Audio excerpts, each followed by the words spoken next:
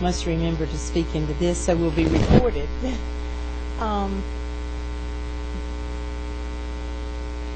Your name, sir, I'm sorry. I'm with the Department of Audits. Thank you. We'll get started with Matt. And he has provided us with a PowerPoint. Do they have one as well? It is just a summary report. Okay, that's fine. Anybody give a copy? We're fine.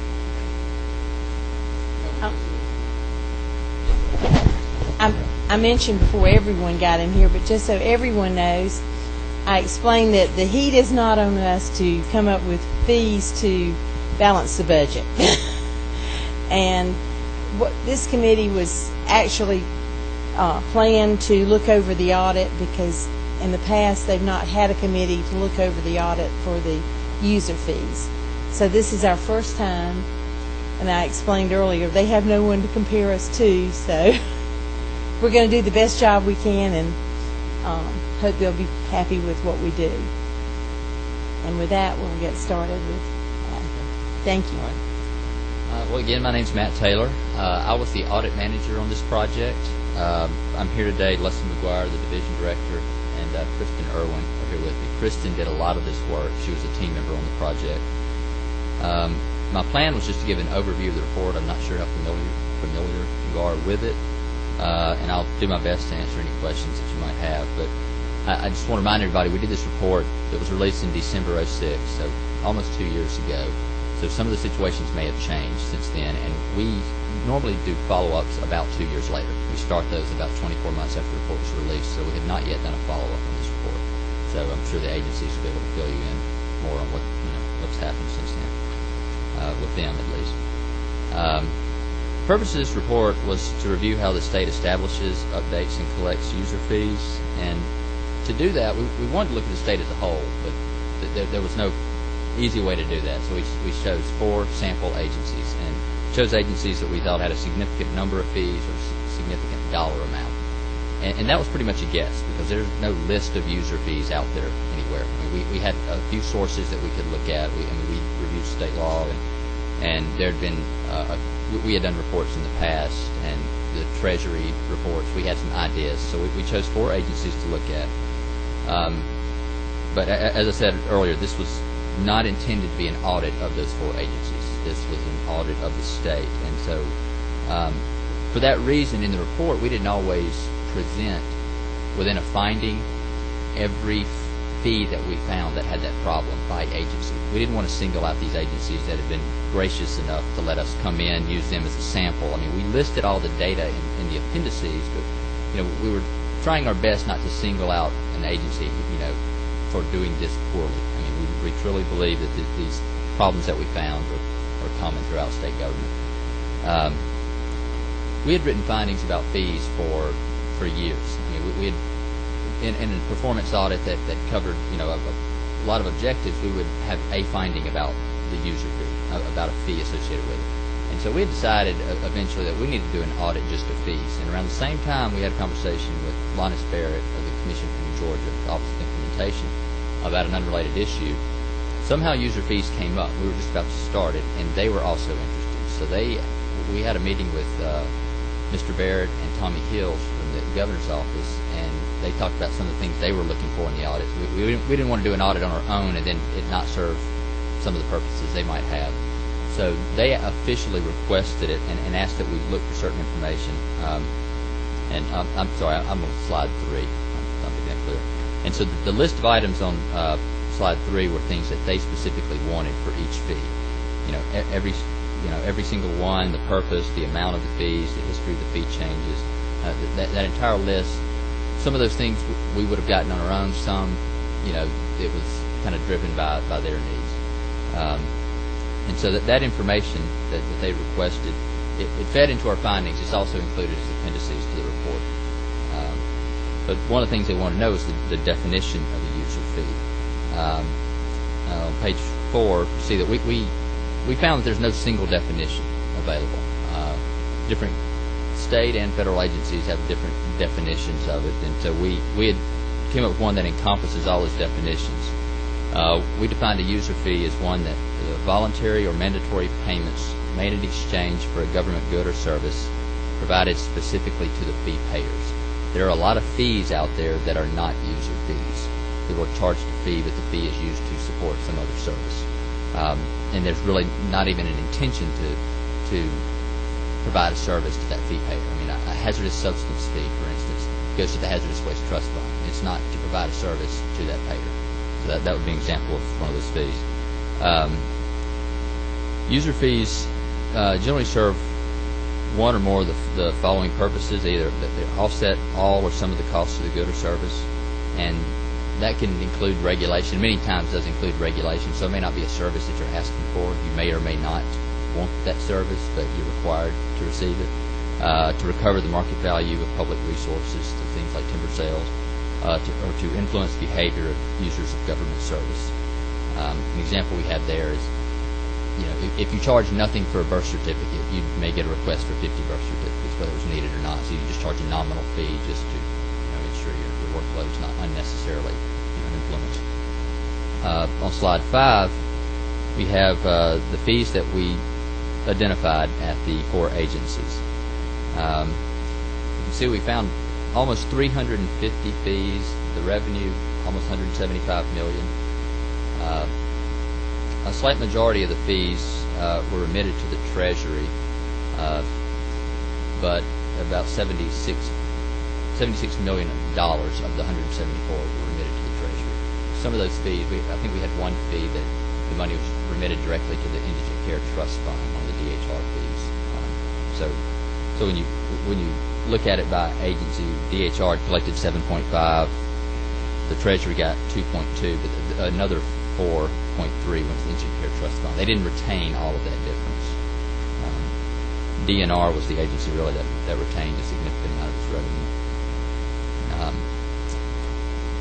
On the next page, we just have some examples of the types of fees collected by agencies. For most of these agencies, you see a lot of regulatory licensing and certification fees such as that. Banking and Finance has an assessment on deposits for certain institutions. DHR had a couple of different fees besides the regulatory. They did lab tests, child support enforcement, and then DNR, in addition to those regulatory and the licenses, things like that, obviously they run state parks and then hunting, fishing, boating license, those types. So that brings us to the first finding, page 7, and this really drove most of the other findings. Just the state there was no underlying principle or policy guiding the establishment or the administration of user fees. That basically what we saw is that if it's set at the agency level, it's the program director or the agency head making the decision, or if it's in state law, it's an individual legislator. That when they're introducing the law or when you're setting the policy, there's little guidance. I mean, and so you do what you think is best. The agency head does what they think is best, but it may be different than another agency head or what's going on in another committee, and so there's a great deal of inconsistency among the agencies and within the law. And some of that may be purposeful, and much of it did not appear to be. We couldn't get there was a clear reason that it was different, from one fee to the next, and that this lack of an underlying principle significantly impacts who pays fees. We have people receiving essentially the same service, one's paying a fee and one is not, and then the amount they pay. Are you expected to cover the full cost or 5% of the cost of the service? So on page 8, we talked about a framework for establishing and setting user fees and considerations, being who benefits from that good or service, stating what the purpose of the fee is, what activities should be associated with the fee, and that was a challenge we had in the cost coverage. I mean, when you're issuing a license, are you wanting to recover the cost of actually handling the application and sending the license out, or you want to cover the cost of regulating that entity or providing benefits to that entity? So a hunting license, should it be the cost of processing that application, or should it cover part of the cost of wildlife resources law enforcement? for instance. So there's decisions that have to be made, and if there's no guidance along that way, it's very difficult to determine is the fee set at the right level or not. And so, it's an opinion, and everyone has one. So, how you track the cost of the good or service. I mean, is it something that needs to be tracked in an accounting system? Is something to be estimated every couple of years when you just want to check and see if the fee's right? Where the fee amounts are set. I mean, there are times when the dollar amount is in law. There's times when the law there's times when it's set in agency rules and regulations. The law is silent. It may or may not provide guidance, but it tells the agency they can set fees. It's in rules and regulations. And then sometimes it's just an agency policy, and that may be appropriate in some situations. And obviously, where it is impacts how easy it is to change and update. And then there's factors other than cost to consider. I mean, users' ability to pay. If you want to cover costs, but it's going to put an industry out of, significantly weaken an industry, you may say it's not reasonable to charge a daycare center operator $2,000 a year. So we recognize that, therefore we lower the fee. And then whether fees are retained or remitted, the frequency of reviewing fee amounts, the payment options, and then the strengthening of controls over fee revenue. That goes to the internal controls, just handling the money. Then page 10. User fees, our second finding is user fees are charged to some groups for services similar to those that others receive at no charge. And what we're talking about there, it's not that two people are receiving the same license and one has to pay for it and one does not. It's that one group is being licensed for, for instance, in the dairy program at agriculture, there's 10 different licenses and permits. There's fees charged for 5 of them. There's not fees charged for the other 5. And there are examples like that in all the agencies. I mean, see it in the Office of Regulatory Services. I mean, at the time they were regulating 20 different healthcare providers, and I believe 4 were charged a fee. The other 16 were not. And many times they would look at the law. If the law would say establish a fee, they would establish it. If the law said nothing, they wouldn't establish it generally. And there were times when it would be specifically prohibited. I mean, you were not to charge a fee. But then another type of provider, healthcare provider, it would establish a fee, maybe even a dollar amount. So we saw a lot of inconsistency there. And let's see, that kind of covers that. Page 11, our third finding. While some users of government services pay fee amounts that significantly exceed the cost of the service, many others pay fees that cover only a small portion of the service cost. We saw a little relationship between the cost and the fee amount, and that was even true when the code, when the code section would say the fee should cover the cost. That did not always make a difference. That what we heard most program officials say is the fee was set at what users can pay. That we didn't always see a real review or analysis. It was, they knew that if they raised it, people would complain, therefore where it was is the right level. What other states, there were times when agencies would look, and this is what is paid in other states, or this is very similar, comparable. And if the amount was in law, the dollar amount, that's pretty much where it ended a lot of times. And that was not true across the board. I'm sure you're all familiar with cases when agencies want to raise a fee amount that's in law, but many times we heard, that fee is 60 years old, but that's what the legislature said it at. It's like, well, 60 years ago, do you believe there's a need to inform them that this fee is covering 10% of costs now? And if it was in the law many times, that was kind of where the analysis ended. Let's see. And so we saw a significant variation in cost coverage. We had some that covered less than 5% of cost, and some that covered several 100% above cost. And we tried not to make, unless there was a law that said to cover the cost, we wouldn't say that it's wrong one way or the other. We did not see that as our job. I don't know if the agencies always felt that way, because we always talked about cost coverage and how much does the service cost. But we tried to be very clear that we're not saying that every fee should cover 100% of cost. We're saying you should know what the cost is, and it should be a consideration. So we weren't making a call that 10% was right or that 100% was right. That just we had an issue with how inconsistent it was for similar groups. So that's kind of the point we're trying to make. On page 12, we have a chart that was in the report that covers the 4 agencies, and that scale on the very bottom shows the portion of the number of fees that cover, well, let me explain. Like agriculture, that very first bar, it shows that about 35% of agriculture's fees at the time covered less than 33% of the cost. And so each one of these agencies will have 6 bars for those 6 categories. Less than a third, 33 to 66, 66 to 100. So you see, as you see more red and orange, you're getting to fees that cover the cost or exceed cost. So you can see their banking and finance, most of their fees were at least 100%, and a good number of them were 200% or more cost, where agriculture is pretty much the opposite. So we had some examples in the report that of the variation and inconsistency even within agencies. In DHR, there's a septic tank installer certification. We found that it was charged at 326% of the cost of providing the service.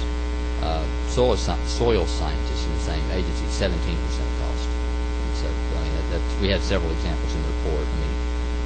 46% for an EMT certificate, 138% for a paramedic certificate. So, just not a lot of relation between the two. On page 13, our fourth finding, agencies are not required to provide comprehensive information about their user fees to state budget officials. What we found very early on, that there's no single entity that's aware of the number of user fees charged or the extent to which they fund government operations. Everyone's kind of in the dark on the issue. And what we did, we went through state law, rules and regulations, like I said, Treasury reports, our old audits and OPB studies, and we still found additional user fees when we got out to the agencies. The program officials would still let us know about something we had not seen. Sometimes it's an agency policy, and that's why we hadn't seen it. And this, the lack of oversight is that, we really saw an issue when the fees were retained, the potential for issues and sometimes actual problems. That agencies could spend funds as they see fit and not necessarily have any oversight by any budget agencies. Now, this, I don't want to overstate this as a big problem. We saw this in a couple of places where they were retaining money. They could estimate collections, and then what they did not believe they would collect, you get an appropriation for, and then you wind up collecting more than you estimated. OPB didn't know. OPB will only find out when you want to amend those funds into your budget to spend them. That didn't mean you could not have a fund balance that OPB was unaware of. And we found a case in DHR with a fund balance that had grown significantly. They were unaware of it, still using appropriations and some of their collections each year. And we mentioned this in the report. It was the on-site sewage management program, and they had plans for that fund balance. It included purchasing a database that was needed, but it was allowing them to do that with basically no one having any sign-off on it. And the database was going to be used to support many other programs that were not paying fees. And it seemed like using these fees that are set too high to begin with, and these happened to be set too high. They were above their cost, even if their entire program was funded by the fees. And then you're charging this one group, essentially taxing one group to pay for services for others within the agency, and then really no one else out the agency being aware of it. But again, we've had another case of an EPD where the radioactive materials program collected about $900,000 in 2005. They spent $250 of that in other EPD programs. But when we talked to the program officials, they were saying they didn't have enough money, and they were looking at raising fees. They weren't using all the money to support that program. They wanted to raise fees because they didn't have enough money to do what they needed to do. Again, there's other reasons to have the Sure.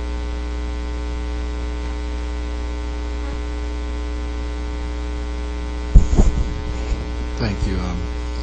My question was basically what you were just talking about, the user fees that kind of appeared, I guess, and it was just, I guess, an executive decision to make these, to assess these fees to persons. There was no legislative nor, or what was it, a board decision? Or well, did you track to see? We had fees created in different ways. I mean, there are fees. Many of them are authorized in legislation. Right, I know, but the ones that you're talking about right now, those additional like fees. the on-site sewage management program. Did you look in the report the on-site sewage management program? We would have it in the appendix what the enabling legislation, what the authority for it was. I don't recall. That was not one that was not authorized. Well, that's what But the dollar amount would. I'm almost positive the dollar amount wasn't set in legislation. I may be wrong about that. So they maybe changed the fee amounts. Okay. And it was too high. It's not necessarily that they're creating fees that no one knows about. It's Okay. that they didn't know that they were collecting much more than they needed. All right. Well, that's what I thought I heard. So I wanted to make sure that wasn't what I heard. Okay. Okay. Yeah. Okay. So it was just a matter where the legislation may have given a range to charge, but not a specific amount to charge. Right. That could be the case. And when there is a specific amount, we saw plenty of problems with that too. So I mean, it's a challenging situation. It's the fact is, if they were reporting that they're spending, I mean, that they're going to collect. Well, at the on-site sewage management program is collecting just over $400 a year. They were estimating collecting less than that, and no one knew they were collecting more. Now, everyone may have known. It may have. I mean, people may or may not have been aware of the dollar amount they were collecting per license. Okay. But I mean, if you know the fee is $100, Right. but they tell you, well, that's going to generate $200,000 for us, but it actually generates $400. You know, Right. then they've got 200 sitting there at the end of the year that just rolls over with this retained revenue because it doesn't go to the general fund. So that would go to the general fund. Right. So that program it did not. Now, was that because in the legislation? Well, we can't designate though, correct? Let's see. I believe the situation, and Chris can correct me if I'm wrong. I believe, I know we had it in the report. Don't have it right in front of me. If the fee itself is created in law, unless the law states otherwise, it goes to the general fund. Okay. If the fee is created in agency regulation, it is retained by the agency. Does that sound right?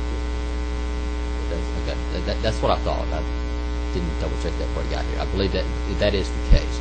So many of them are created, and that doesn't mean the dollar amount has to be set in law, but if the law says there will be a fee for this, then it goes to the general fund unless the law follows that statement up with it will be retained by the agency. All right, who has the authority to set a fee? The board or the legislature or both? Both. Both can do that. Okay. Yes, sir. There are many fees where the legislature will give the agency the authority to promulgate rules and regulations, and then they'll put it in the regulation. But if it's not legislation, the board still has the authority to set a fee. Yes, sir. Okay. If it's not in legislation, All right, you confuse me also about if the board sets a fee, where does the money go? if the board sets it and it is not mentioned in legislation anywhere, it is retained by the agency. By the agency? Yes, sir.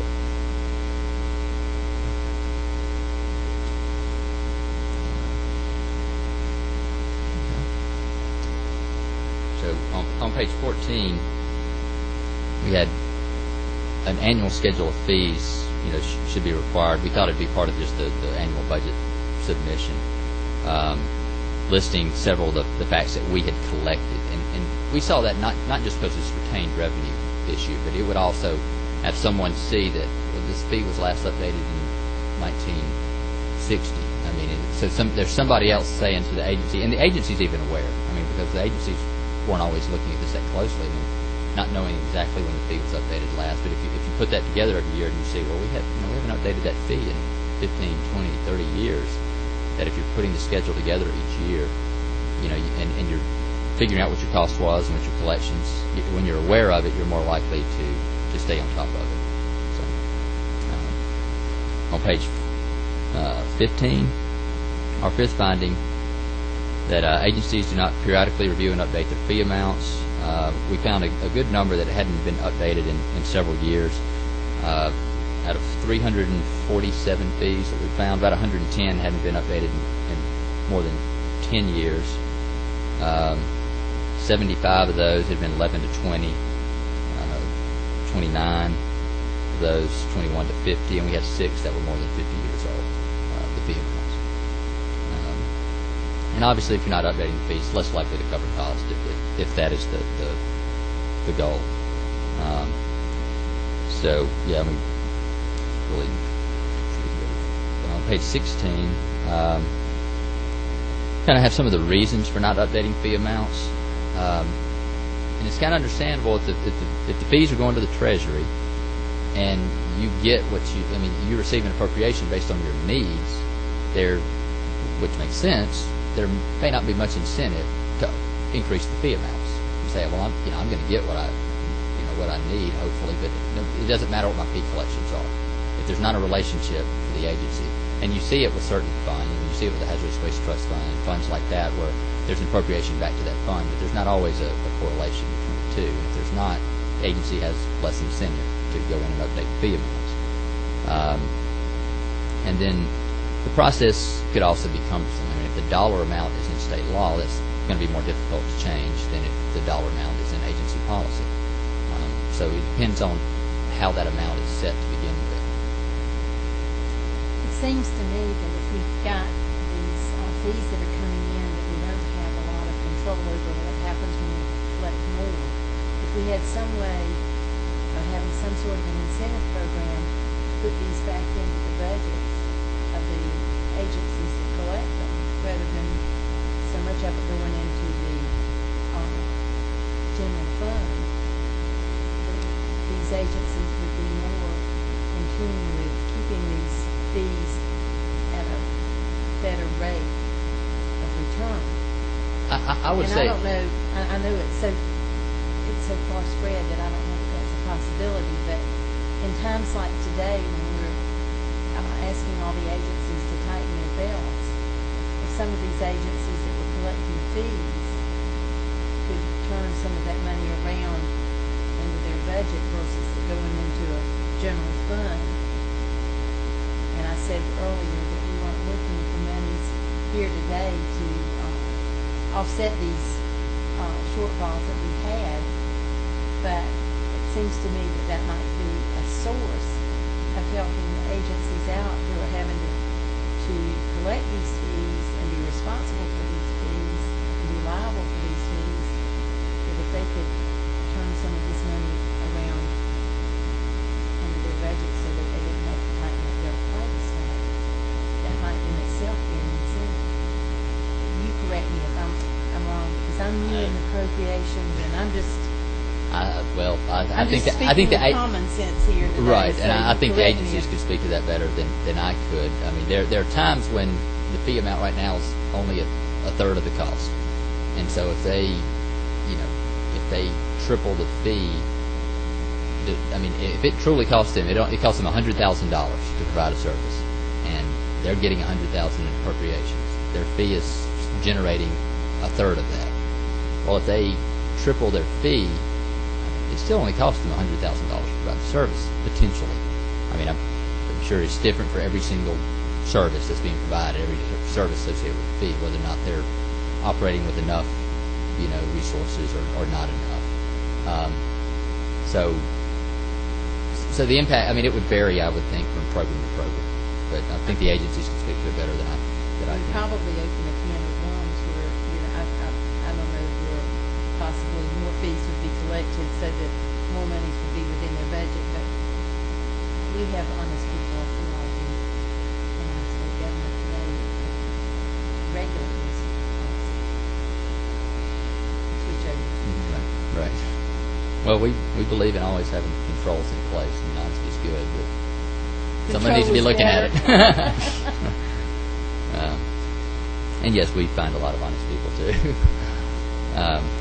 Page 17, or 6 findings, state laws that establish fees often provide little guidance regarding the services associated with the fee, and the guidance varies from one to the next. And I talked about this a little bit earlier. Sometimes laws, they neither set the fee amount nor do they say what the fee should cover. So it's just you can have a fee, and so the agencies are pretty much left to their own discretion to try to figure it out. And then so what will happen if a law like that's passed in 1980, the program official or the agency head will believe it should cover one type of service. If a similar law is passed later, that same agency 10 years later, well, you have a different agency head, a different board, and they have a different opinion. And so then you wind up with the inconsistencies even within an agency. There are laws that set the fee amount, that'll be a dollar amount, that doesn't explain what service costs are being offset. Now, it seems less important to do that if you're setting the fee amounts. If you say a hunting license is certain dollars, does it really matter what it's trying to cover? You know what you want to charge. It only becomes an issue if you're trying to determine cost coverage. To what extent does this fee cover the cost of providing a service? Well, what service is it supposed to cover? Is it supposed to cover just issuing the license, as I mentioned earlier, or is it supposed to cover, in law enforcement? Is it supposed to cover, land management? I mean, it depends on what it is you're trying to accomplish with that fee. And then there's times when the law will provide guidance on the services to be offset. So we want to cover the cost of this, this, and this, but then it'll put a cap on the amount. And that seems reasonable, but sometimes it then keeps you from actually covering the cost. So I think that covers that. Page 18, agencies frequently have not identified the cost of the goods and services associated with their fee.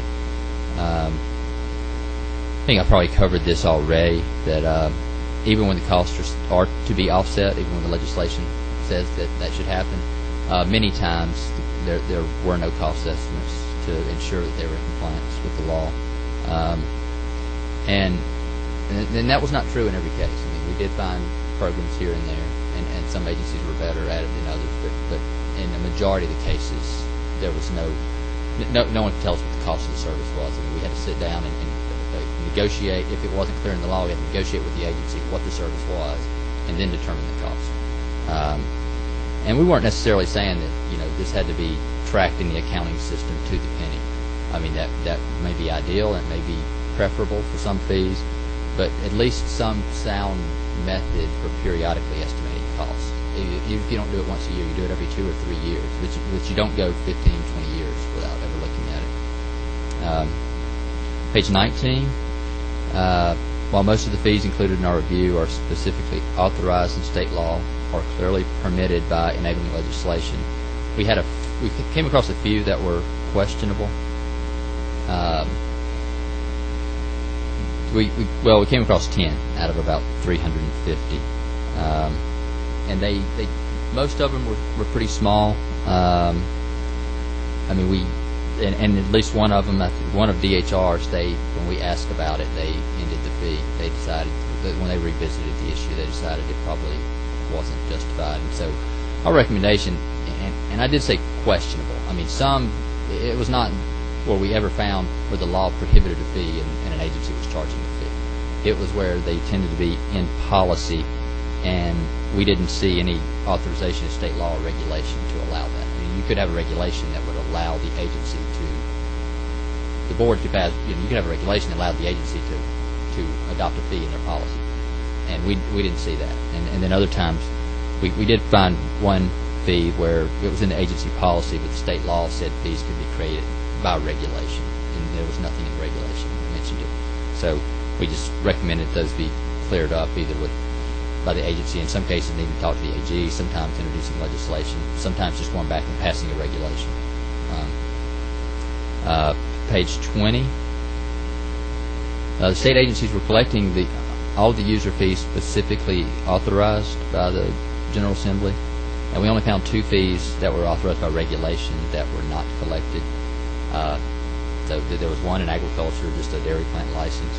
Regulation said there's going to be a $10 fee. It wasn't being charged. I don't believe they issued very many of those anyway.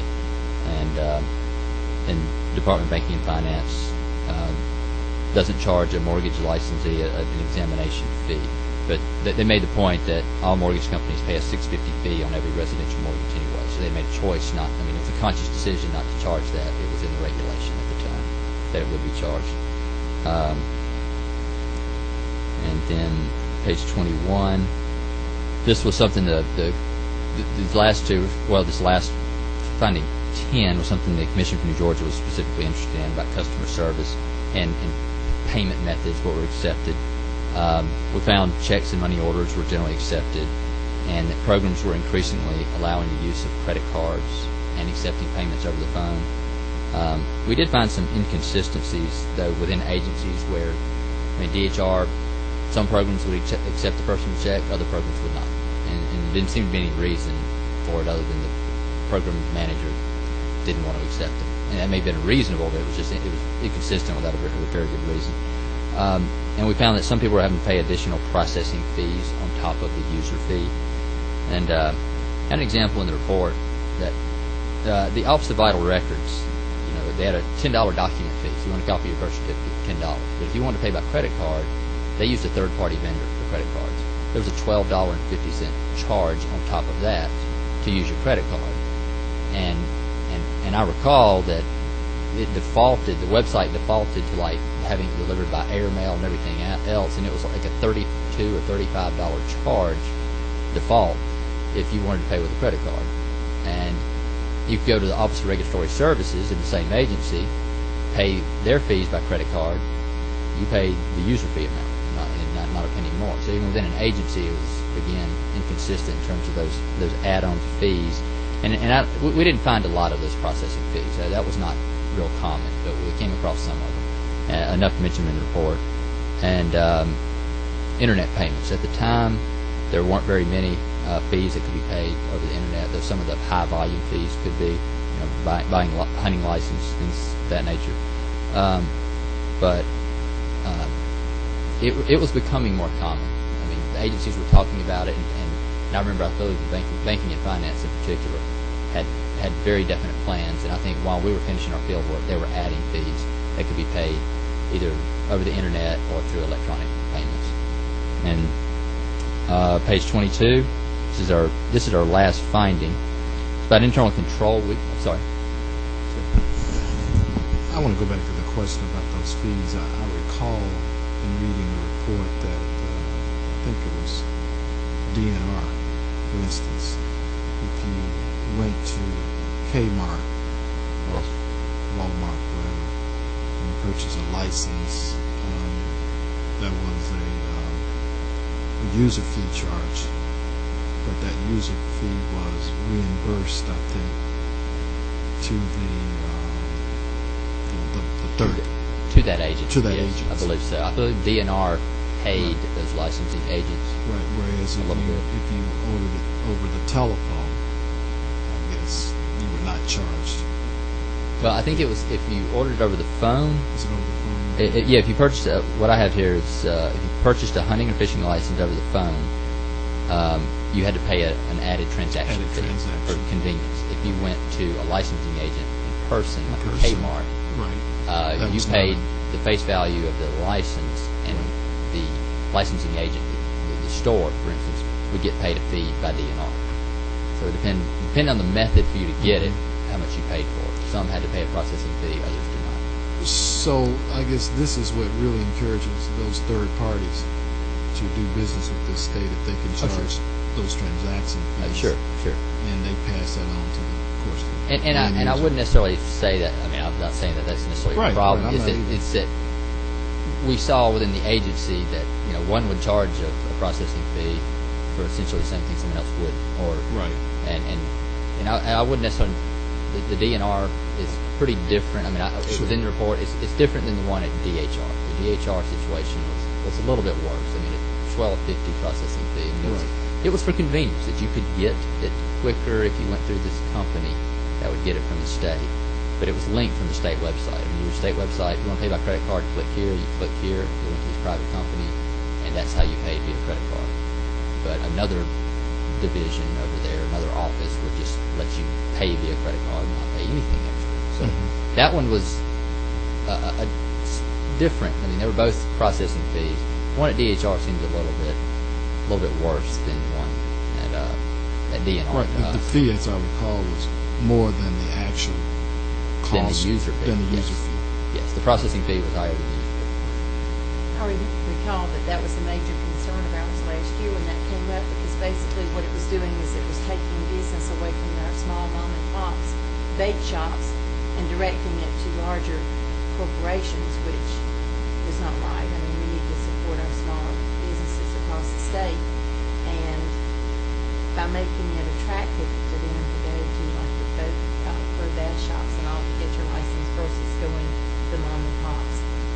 I remember that came up as a bill last year, but I remember reading. I remember how we resolved that. But oh, that's right, and we couldn't affect it. That's right. I do remember hearing discussion about it. So I know the situation so that's an example of the situation that we saw has changed. I mean, that situation is definitely different, for better or worse. It is different than what we reported. Okay. Yes, it has So, changed, I believe. I guess we can ask the department that question. Okay. On page 22, our last finding was about internal control weaknesses identified in many of the programs collecting fees. This was not the focus of our report. I mean, our report was not to go in and assess the controls in every one of these programs, but doing what we do every day. And of course, for our work, we did identify some deficiencies worth noting. Related to segregation of duties, we had some cases where the same person would be collecting the fee revenue and then performing a service, which obviously that would allow someone to eliminate the record of providing service and keeping the money, depending on the payment method and how easy that might be. A lack of reconciling fees collected to services provided. So, you rent 10 cabins for $100 each. You should be able to say 10 cabins, $100 each, $1,000. We didn't always see that reconciliation. Funds not always being properly secured within the offices, tend to be the program offices, and then not depositing funds in a timely manner. So we saw cases where checks were held for several weeks and sometimes months, because you let someone pay for a training class, but you wouldn't want to deposit it because you don't know if the class is going to make. So you hold on to the check until you're sure that the class is going to occur. By then it's been 90 days, it's been sitting around locked in a desk or something. And the purpose behind that is you didn't want to issue a refund, because then you have a new transaction. It's easier to send the person's check back to you. And what I see there is that you need that track record of that it came in, was proposed for this didn't happen, then it went back. And if you just hold that check, you don't have that track record. That may be the case. I mean, I don't want to look like I'm trying to put in any more regulations and whatever on the agencies that already are there, but I know from being a realtor and owning some real estate companies that it's important always to have a paper trail of what came in, what went out, and the buck stops there if it's a check and you hold on to it and then return it to them. You can't prove what you did with the check. You can't prove you ever received it, and you can't prove that you ever returned it. Right. So, These were the issues we saw with controls tended to be in the program offices, the ones providing the service, not on the financial divisions or the accounting side. I mean, once the money got there, I mean, we didn't assess it that closely, but I mean, it was less of a concern. And what you have is a program official that provides classes to ENTs that is now responsible for money. That's not what they normally do.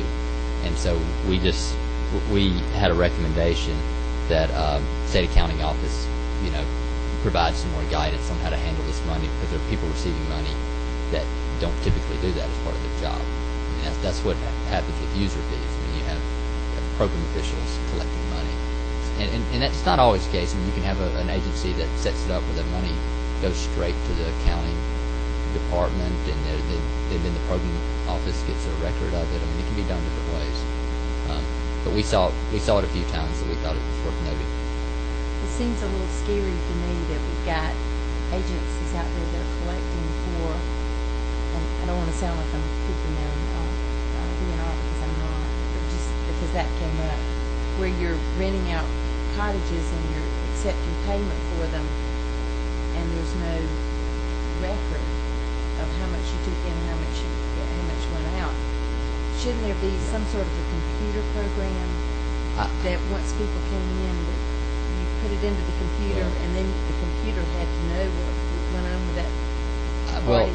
Well, let me first. I don't mean to sound like I'm picking on them, because I have no Well, clue. no, I may have used an example I shouldn't have used in that Because case. to me, that sounds like that would just be opening up an opportunity for anybody who wanted to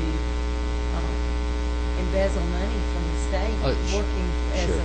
and we've owned a drugstore, and we've had employees, and I know how, if you make it real easy for cash to go into their pockets, then it happens. Sure.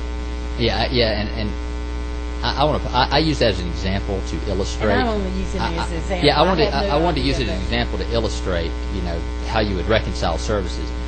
I did not mean to imply that that's how the cabin rentals work. I mean, I don't know that there's any weaknesses in cabin rentals specifically.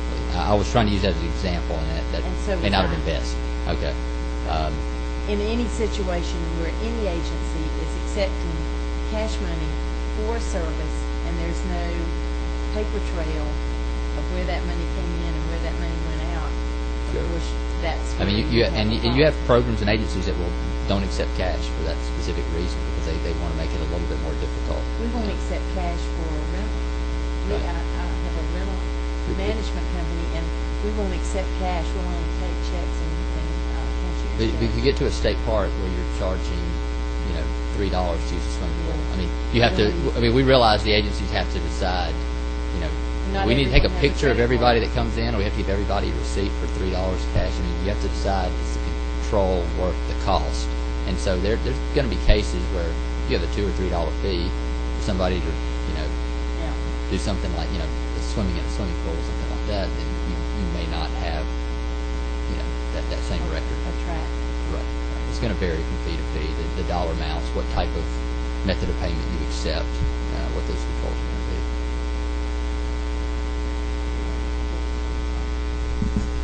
be. Did you find this in those areas where some of these, I guess DNR again, have been privatized? And did you find that same problem between what was state ran, quote, and third party ran, as far as internal? I don't recall that we did. I don't believe so. So this was only where it was state ran and operated, or was it yes, and private? Right, and well, this was not, and like I said, this was not a focus of our report. It was things that we came across. So we did not consistently, for every fee, go through the same test of controls. I mean, we went in and we kind of did a high level. We asked a few questions, and if something didn't sound right, the way we saw that, well, that person collects the money, they make the deposit, and they send the license to the person and maintain the database of the license. We get that in the first interview, and that's already a problem. Okay. If we didn't hear that at first, we didn't hear any problems initially, we didn't go in and test controls. I mean, testing controls for 347 different fees would have taken a lot more time than we could have spent on it. So it was not consistent, our work was not consistent for every single fee in regard to that finding. But my question, once again, to make sure I understand, this was where you did see some possibilities of concerns. Was it in those areas that were third party, or was it in those areas where it was state? I don't recall ran? any concerns with any that weren't within the state office, state run. Okay. I remember concerns with checks being locked in a drawer or being kept on the desk of a state employee in the program office, or it was state employees. I don't recall any issues with third parties. Okay.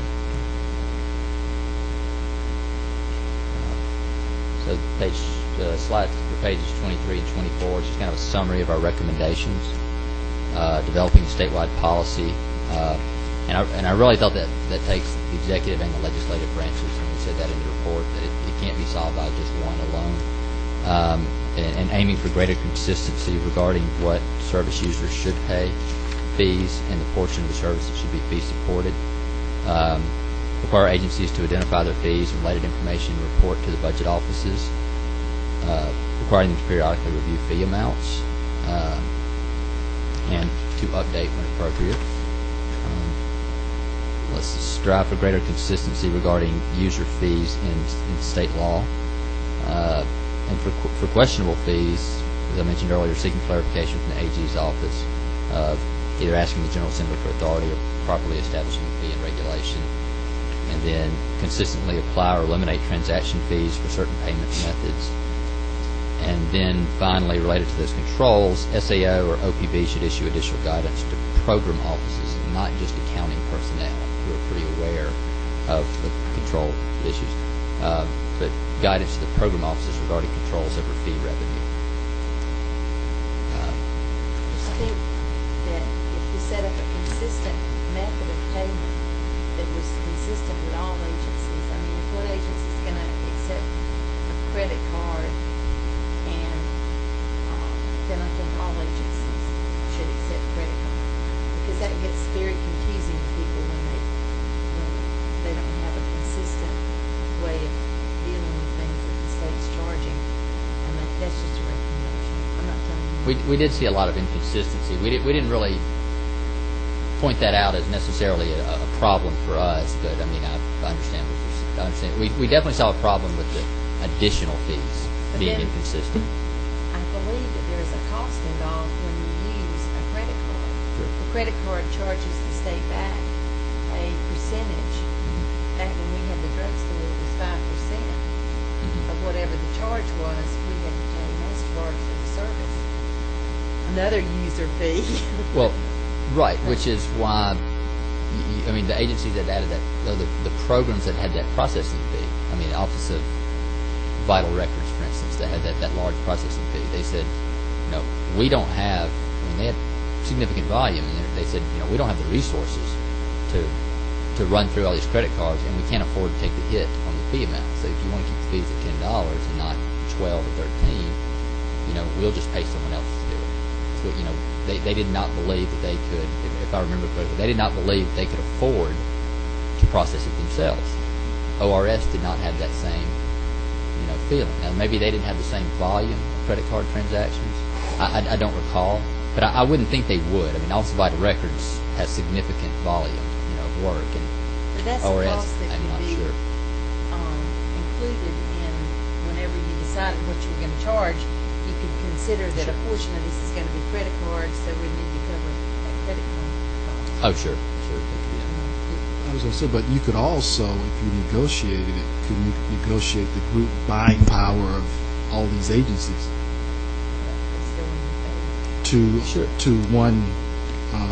Sure, and I'm not aware if to that's one not already done. company. I'm not companies. sure, but I'm not sure that is not already done by Treasury and Fiscal Services. Now, I may be wrong about that. It would only make, if you're using the service and, if you can negotiate that Sure. a lower rate for these agencies, That's a good idea. That is good.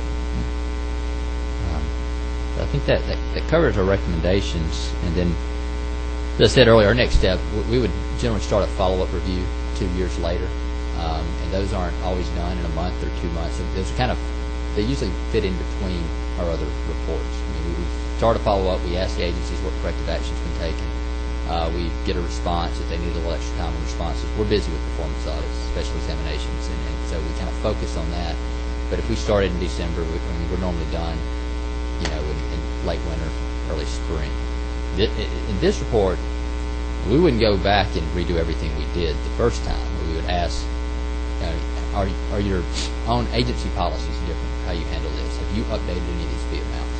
But our primary concern was not with those 4 agencies, and so our primary concern was, what's been done, higher up than that agency level. So has anything happened through legislative branch? Has anything happened with OPB or the Office of the Governor?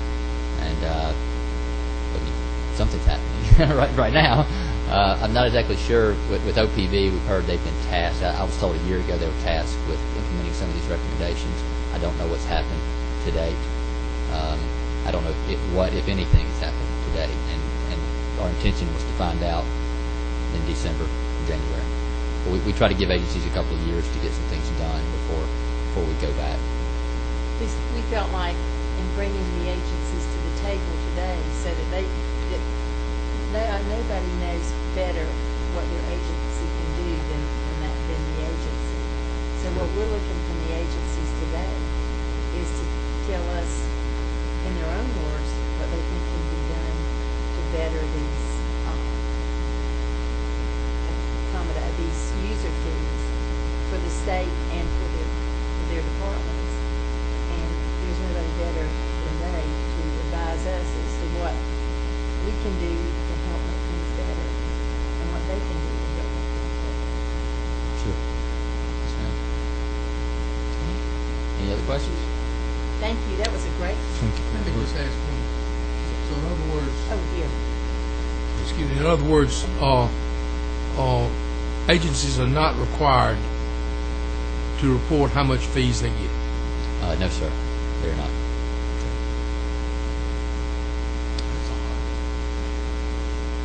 Thank you so much. Thank you. That was a great report. I kind of know where I am here now today and what I'm doing here. But where you going?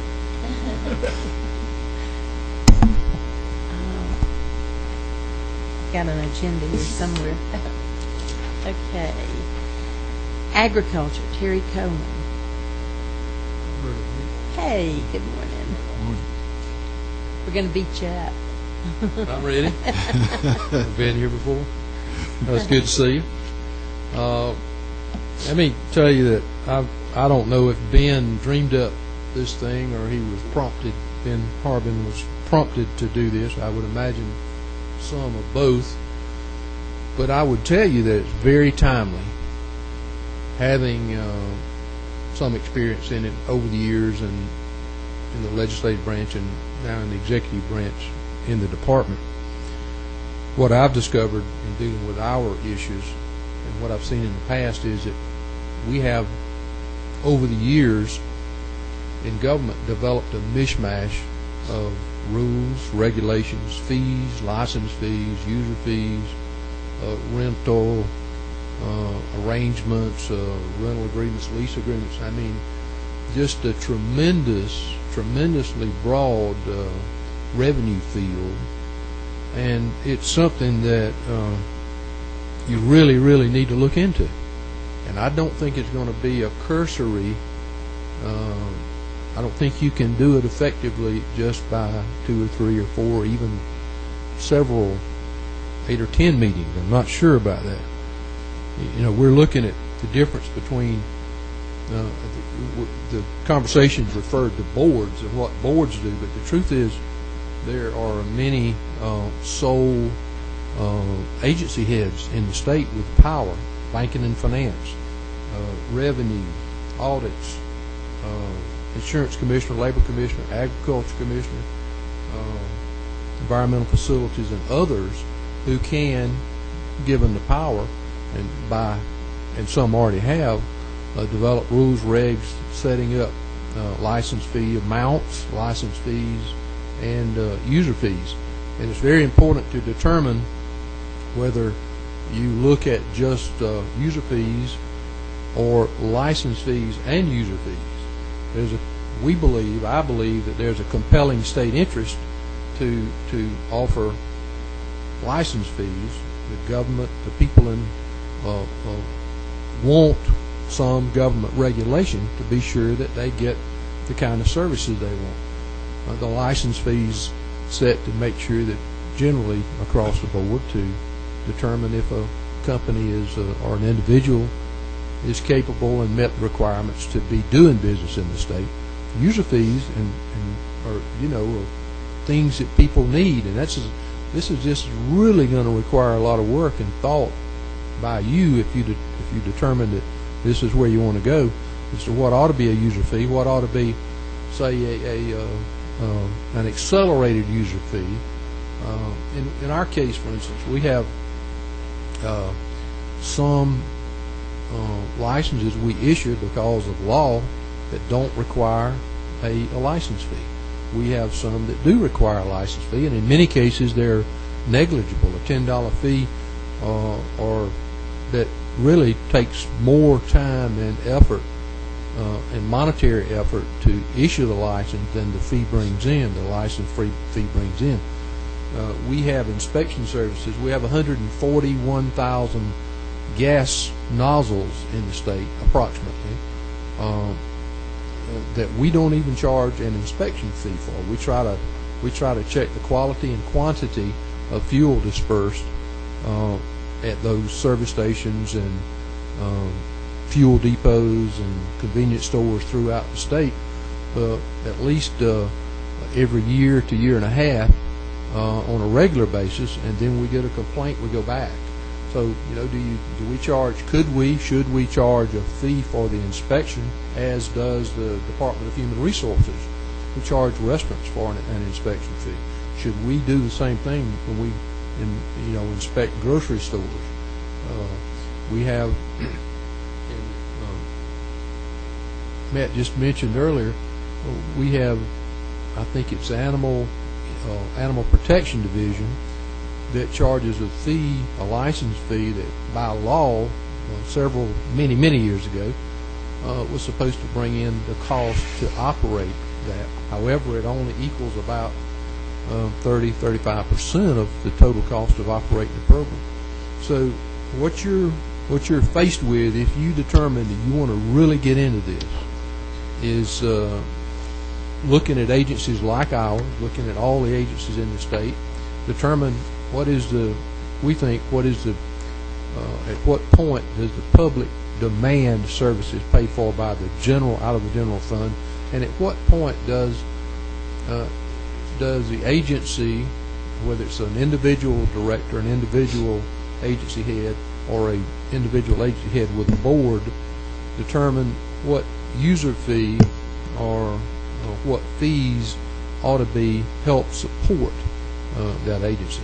It is a tremendous job that you're faced with if you decide you want to get that deeply into it. I do have a suggestion in our case. I couldn't speak for everybody, but if you get into it and you see the broad issues facing this subcommittee and the legislature and the governor in general, you can either take the time and effort to go into each individual case and each individual agency, maybe group some of them, and look at what you think ought to be done, and as the audit department said, what ought to be charged, and you've got to either give them the power to increase or decrease that based on inflation or cost of doing business, and go in each agency and look at those fees and set it up by law. Some of them are going to require a constitutional amendment, I think, to make some of these changes. Or you can go in and look at a broad law that gives the agencies the power to do some of this, and if it's true that you can retain some of it if it's done by law, then you set some parameters in which they can do that. Otherwise, this is going to be a rough subcommittee and I don't mean rough, it's just going to be very time consuming and very intricate in what you get into. We have, as you know, a lot of divisions, agriculture, and actually should be called Agriculture and Consumer Affairs. We do the typical feed and seed inspection to make sure the seeds are up to par, that we're in the grocery stores, we're in the food warehouses, we're in the dairies, into the bottling. We oversee every bottling plant in the state to make sure that it's licensed and that it is clean and the process is right. And it's everything from water to beer to wine. We're in animal protection, equine, the normal cat, dog, pets. We inspect the stores, we inspect the stables. Our weights and measures people inspect all the scales in the state that are used for resale purposes. We weigh the lottery balls once a week to be sure that they're calibrated. We do a lot of things and are very heavily weighted in consumer type inspections and consumer complaints. So we welcome the opportunity to work with you, and would I'd be glad to try to answer any questions since this is kind of an initial meeting. Well, and we appreciate so much what you bring to the table for us, because we're blind in these matters as far as what the charges are. But I think there are a lot of things that we need to address, like where they charge for some inspections and don't charge for others. That's really not a fair treatment to those who are being charged, and then others are not being charged. If you're going to charge one, I feel like all should be charged.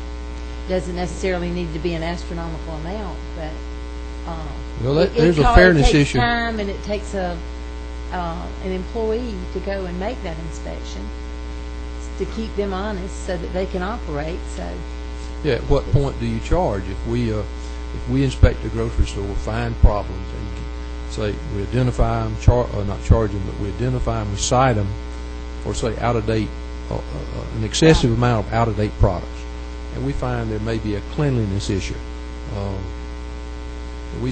Our people will write them up, give them a report, give them a few days, and say we'll be back. So do you charge for that first inspection, or do you charge for the second inspection? Or if they have to have a third one, do you charge more for the second and third in an accelerated scale? If that were left up to me, I'd say yes. Well, because and a lot of people feel like that. Then they should be penalized. I mean, I don't think it should put them out of business, but I think it should be enough to at least cover the employee having to come back and redo it and whatever. But I mean, I agree. We're not going to nickel and dime all this today. But the thought process, we need to talk about. The discussion and the thought process is very important. Do you charge people for state patrol, for protecting them on the highway? Do you charge people who are incarcerated?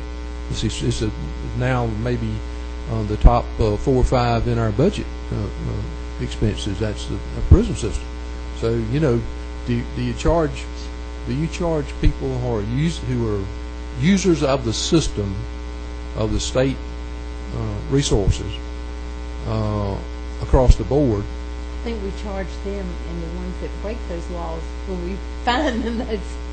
Well, and many of them can't pay, as you know. We only charge the ones that don't abide by those laws. How about that? Probably so. I don't know. But it is really a deep subject, but you could help a great deal by getting into this and bringing some order to it. And we would welcome the opportunity to work with you. We look forward to working with you, and we hope that we can bring some partnership here with the agencies and with this committee to move forward in a much better situation than we are today without any committee or any discussion on it. I'm glad to answer any questions. We thank you so much for your time. We know you're a busy man. I'm glad to be here. I'm sorry. You're already on. A good friend. How you doing? Just fine. How are you? I guess as you were mentioning it, I was just thinking, as you know, with the insurance department, if you are audited by the insurance department, the cost of that audit is on the agency. So maybe that is a thought to consider. I don't know, but I'm just saying in some departments that happens, whereas in other departments it does not happen. Well, the banking department. In the banking. Well, you meant the auditor's office mentioned the banking department. I think unless I missed it or whatever from past experience, the banking department usually turns in excessive fees. Not excessive, I shouldn't use that word.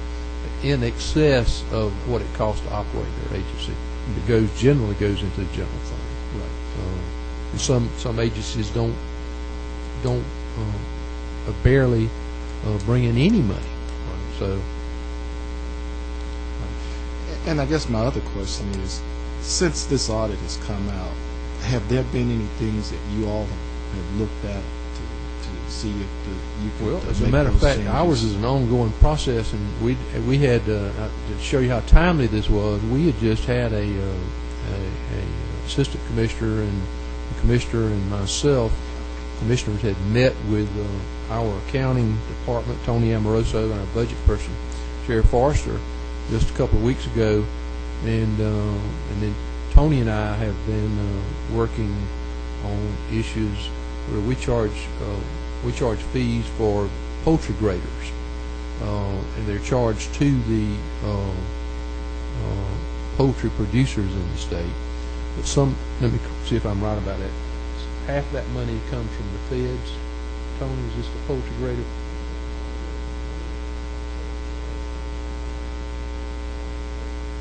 All of it? Okay. Meat inspection is 50-50 operation. We're in a tough situation there. Some of the smaller packing plants, we've been using part-time people who are retired to work 1 day a week when they do slaughter, and now we're in trouble with that. But anyway, meat inspection is 50-50, 50% federal, 50% state. So there's just a mishmash all over. So whatever you collect, you have to divide between the state and the... Well, the Fed pays for half of it, and we pay out of the general fund allocated to meat inspection. Comes out of, we pay, or you pay, we all pay for that, our part of it. So could we get and I don't know where you're in that process, just what you're looking at, and just you're just in the early stages of this? Or what? As the auditor said earlier, there are some license fees that we don't collect a license fee for because of state law, and it's a holdover of an old law. Last year we asked, I think the commissioner got so frustrated with the cost of collecting the license fee, we passed a couple of laws last year. I asked the legislature to pass a couple of laws. Tony, which was it we did away with? We did away by law, requested that y'all do away with the license fees because it's such a nuisance to collect. Right. And we've gone in the past 30 years from several, almost 3,000 dairies in the state down to 271 dairies in the state. Now we're back up to 273. So it didn't bring in enough money to pay for the collection of the fee. But yeah, we'd love to go back through that. Yeah, but you, as a legislative body, have to tell us what is a license. Where do you determine a license fee, and what do you say? What is a user fee? And at what point does it change over? Should the license fee pay for the actual inspection of the program, or should the actual inspection fee pay for, or the user fee pay for that inspection, or should the user fee pay for the whole program?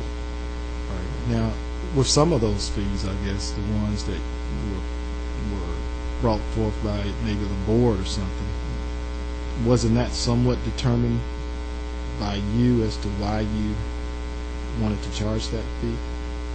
Well, in the case of animal protection, I think it was done, I have to go back and look, it was done 20 years ago. Right. And was supposed to pay for the cost of the program. Right. Well, at the time, if I remember right, there was a cap put on it, Tony.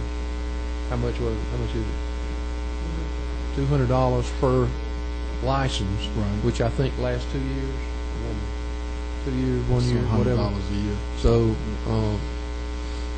the number, as you could imagine, the number of pet stores has gone down because we now have Petco and the larger stores. So the number has gone down, and then there's not been an inspection fee allowed. Right. And I find it interesting. The comment earlier that we may be able, or all agencies may be able to charge these fees and not send them to the general fund. We were under the impression that most of this goes back to the general fund, and I would ask Tony about that. Tony, don't we send all, or it's either amended in? What do we retain?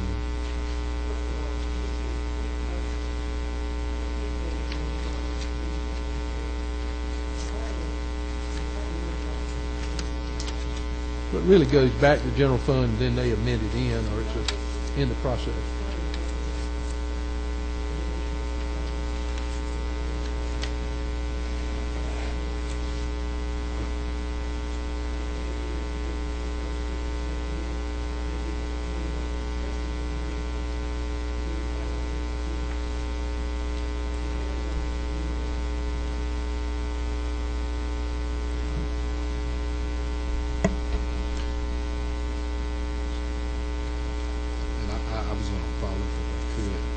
So basically, those fees that you turn back in, or what you're saying is you turn everything back in to the Treasury, and then the Treasury will send it back. There are some fees we keep because of the law.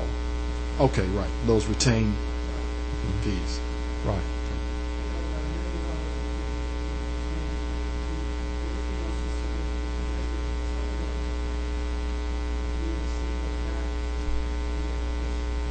Right. Okay. And just one more question. I noticed under the department we got a schedule here of collection methods.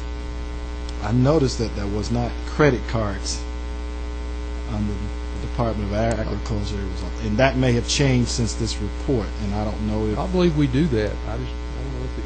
and has there been any separated? changes or.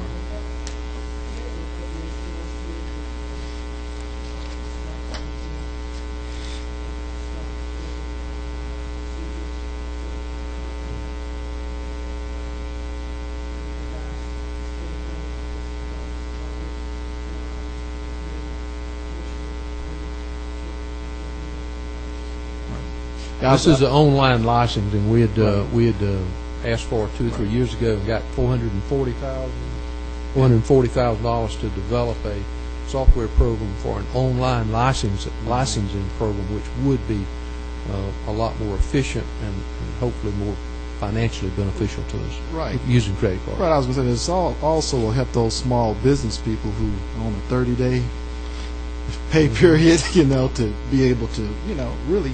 And the truth is, a lot of them forget about it, and it's hard for us to send out notices. And Right. So, yeah, this online licensing program, if we can find a way to make it work, would be wonderful. Okay. Thank you. We look forward to working with you. Thank you. Let me ask you a quick question. How do you make the determination between a user fee and a service? Well, and that's what I was saying earlier. I think the legislature has to sit down and put a lot of thought into this and determine what's a compelling state interest. In other words, what services ought to be offered by government? What do the people require? And then, at what level above that should you be charging a user fee or inspection fees or whatever? For instance, the Georgia State Patrol, I would assume, is a service that the state ought to provide. I don't know how you could charge people for that, but maybe inspection of a grocery store after your initial inspection, paid for by a license fee. Additional inspections, whether because of complaints or need, ought to be done. That this is something you're going to have to put a lot of thought into and determine. Madam Chairman, I think that's really something that we need to look at. All the different user fees, and are they considered a service, or like the parking fee at state parks? Is that a User fee or is that well? It's a user fee, but I don't know. Should we be I doing think a probably service? one of our main, the main thing that we need to do is definitely define what is a user fee and what is a. I know we have basically defined, but we need to definitely define what is a user fee, what is a license. It's going to take a lot of work. In the Department of Audits, I think their report was a sample report, not nearly all the agencies. Oh, right. And so you can imagine the time it's going to take if you decide We're supposed to do this you in want to 3 put the time meetings. into What are you it. talking about? That's So- what my letter said, 3 meetings. Well- Can you get us a list of all the user fees? Is that very complicated to do? Yes. And all this, it's Well, almost impossible. I know that, but then 4 agencies would help us to look at. Oh, can you do? Oh, they're in here. Okay, thank you. That'll help. Yeah. Okay. After the third meeting, you may have to send Ben a note and say, Mr. Chairman, we have a problem. Well, I think, Madam Chairman, if he, he understands the importance of this, and if he understands what we found since we've started doing it, he may want it instead. But it's a good process. I think, from what I heard so far this morning, and what I would imagine you're going to find out this afternoon, if you go back to the chairman and say, look, we've done what you told us. I'm not putting words in your mouth, but what I think you're going to find is you do have a statewide problem that needs some sort of solution, or at least needs addressing, which would help the agencies. We're in kind of a turmoil. We're always thinking, how do we operate this program? How can we do it? And let me tell you this: those of you who know Tommy Irvin know that he is tight as one of the tightest rascals in the state. And he's run that agency on a very tight budget because he grew up in the legislature and thought that was the thing to do. And a 6% cut is going to damage us. An 8% cut will cripple us, and a 10% cut may shut the agency down. We're running 149 vacancies. Our travel budget is, because we've had to absorb the increase in travel since it went from 30-something cent a mile to 58.5 cent a mile, has put us about $840,000 annually in the hole in our travel budget, which means we've had to hold open more vacancies, pull money from other areas, and I think all state agencies are going to be in trouble. And this is what is so scary, because yourself, insurance, and all these agencies that are making these extremely important inspections on our behalf to keep us safe as far as the meat we're eating, the vegetables we're eating.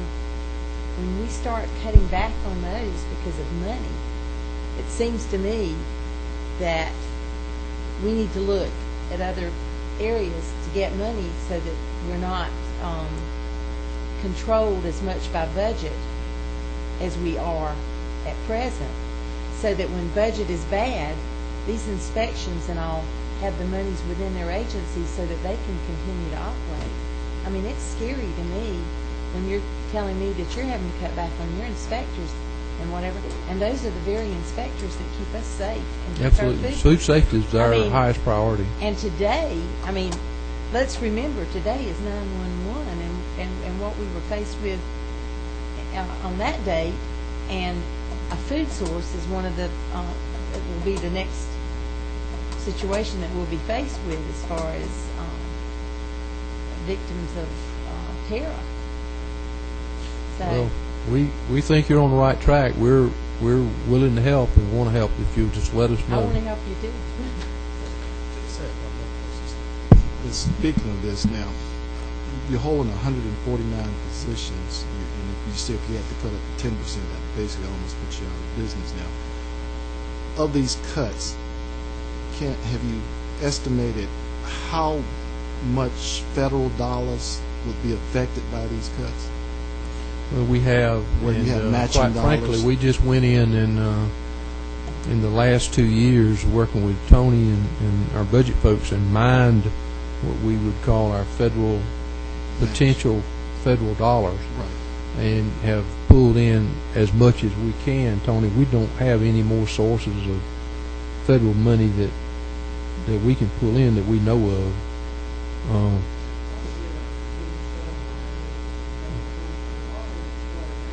Right. Well, that's what I'm saying. That's what I'm asking. If you cut 6%, how much of that? You know, it may be, we may see it, let's say $1 million, but in federal matching, it may be an additional 2 million. And I alluded to, you're right, and I alluded to that. For instance, some of the meat plants across the state, some of them are smaller and may not operate what they call a slaughter or kill operation, right, 1 day a week. And don't forget, Georgia's growing. I mean, Georgia's grown tremendously. So the demand for services is increasing while we're going through this budget crisis. We have, I think Commissioner has wisely used retired employees who want to continue maybe to work a day a week or 2 days a week, who are trained and continue to be trained to go back in and, for instance, operate or operate as a meat inspector on the day these people operate these smaller plants 1 or 2 days a week. Now we've had to lay those people off. Well, quite frankly, it's false economy. These people who are working 1 or 2 days a week for $8 or $10, $12 an hour compared to we're still getting a federal match on that. but we were doing the job that we probably a little more efficiently, but we're running very tight on it. Now, because of the cuts, we've had to cut that. Now we're using, we're pulling people, and they're driving, in some cases, 50 or 100 miles more to leave a plant where they're assigned 4 days or 5 days a week for a half a day to go through the kill. So, it's false economy. We're spending all that money and time for them to be on the road to go and cover another operation. Plus, as you said, where you're going, we actually lose the federal money. Well, we're going to have to work very closely together, and we're going to have to talk to our appropriations chairman about more days, because I can see right now we can't do it in 3. Well, but, good luck. Thank you. Thank you for your time. Mike Snow, as you know, is our departmental lobbyist, and Bobby Harris are designated there full-time, do other duties, but during the legislature, he's available, and we'll just call us, let us know what you need. Thank you. Thank you. Thank you. Okay. Did you sign in when you came? Everybody be sure and sign in. I'm sorry, we're running a little behind our times, and I know that your days are probably scheduled around this time frame. Banks and banking, Tracy Whiteside.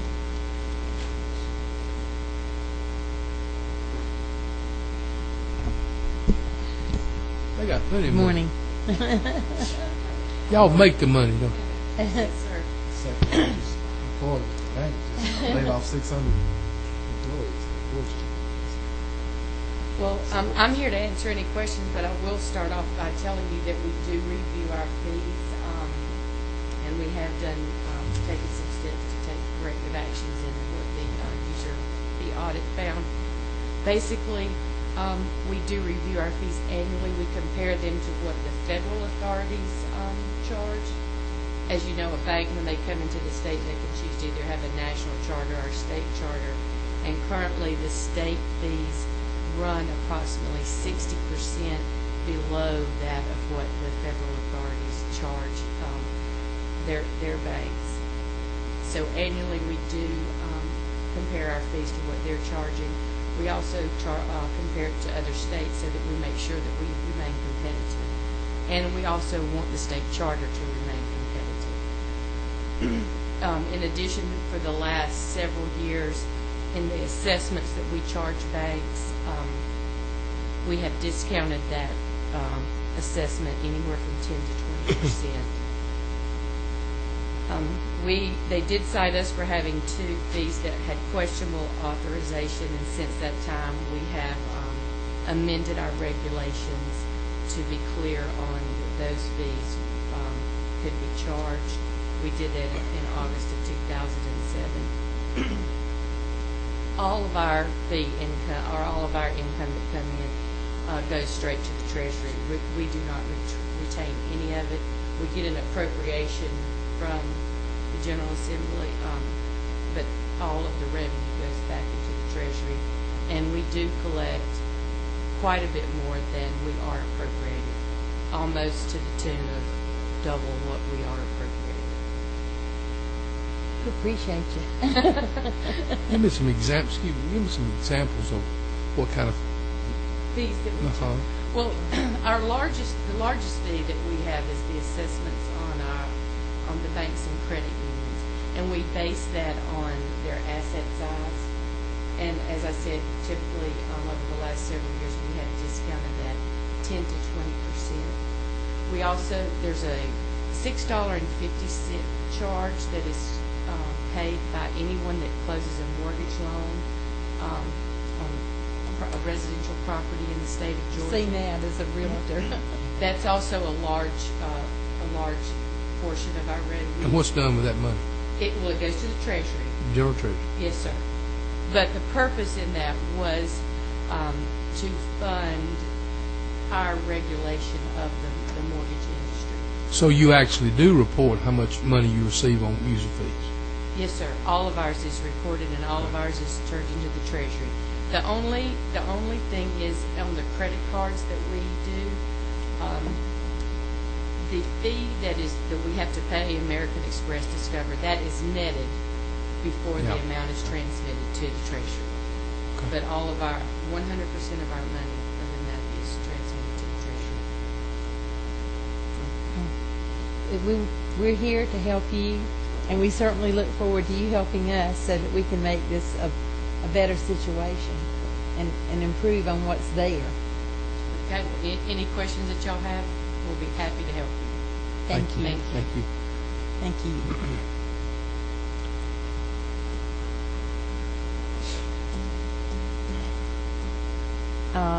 Rick Gardner with Post. Is that Post Renaissance Apartments? Is that? Madam Chair, members of the committee, House Budget Office, thank y'all so much for allowing me to come. Again, I'd love to answer any questions, help y'all out however I can. Just to kind of give you an overview, we impose Peace Officer Standards and Training. We, of course, provide the regulation and certification process for law enforcement professionals and peace officers throughout the state. I think we are a little bit different than some of the other agencies that are presented today in that we do actually retain the fees that we collect.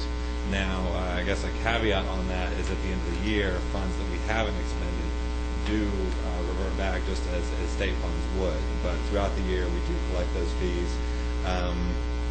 OPB this year did require that those monies were budgeted up front. So if you were to look at what OPB has, you would see this is how much money we're expecting to collect for the year. And at the end of the year, if we've gone above and beyond, we of course amend in money or amend out money as relevant. And so at the end of the year, there is a true picture of what we have collected for the year.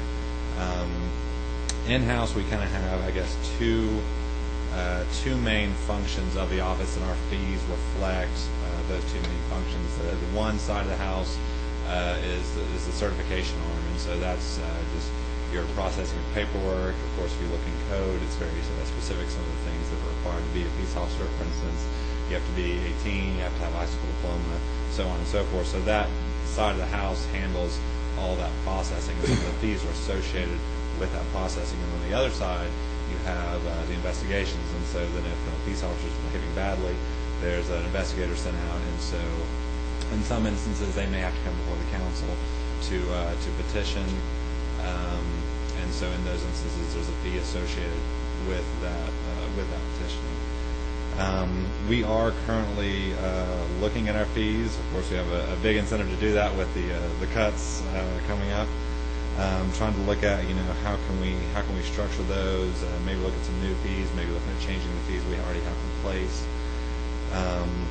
The fees are created by the council itself. Our rules give us the authority to do that, and so you won't find it in the code, but it is in our rules. And so that's kind of an overview. I'd be happy to answer any more specific questions about what we have or anything else. Yes, sir. Do we have a list of your fees? I did provide one. Oh, they are in here. Okay, I'm sorry. Good, I'm sorry. Thank you. We appreciate the great job you do across the Appreciate state. y'all. Thank you. I feel for one that they're underpaid, and of course today with the budget like it is, I'm sure it's even a bigger crunch. But I'd like to see law enforcement be paid what they're worth to the state. Absolutely, I appreciate you saying that. We would too. Thank you. I mean,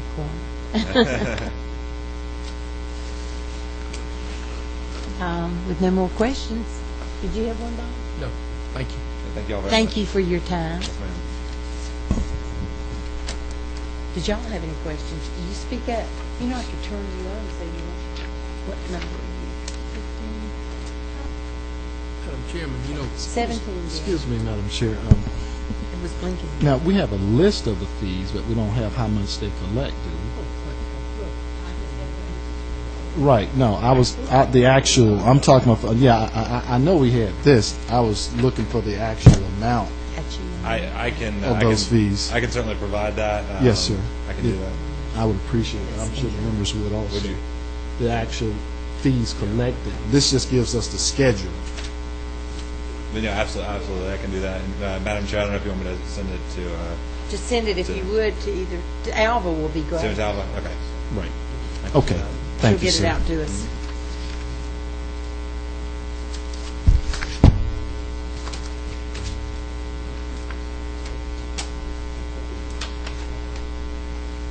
I'll do that as soon as I get back to the office. Thank you.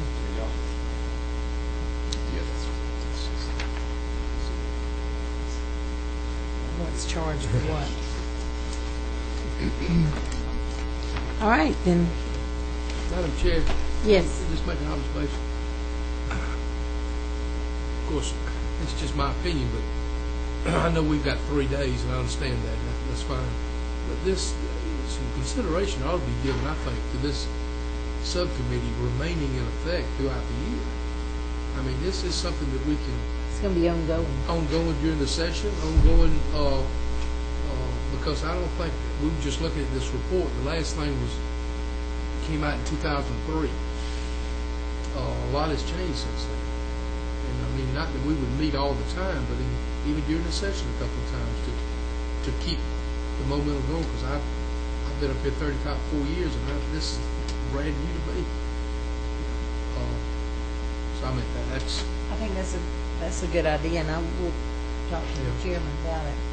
I think he'll be willing to. Well, evidently, he's had some concerns. So Or he wouldn't have asked us to come in the first place. But that's interesting that they're not required to report how much.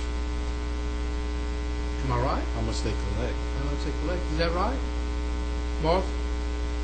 Is that correct? Correct. The agencies are not required to report how much they collect.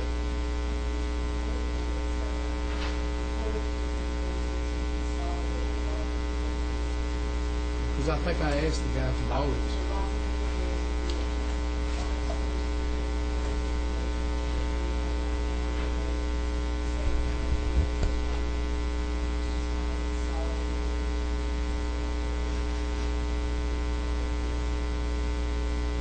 I think there's several tasks that we need to do here. One is we need a report that budget people and you all get each year as to what collections we've done. There are audits and things out there, but you kind of have to dig for it. So I think a report, crafting something like that, so one thing that needs to be done.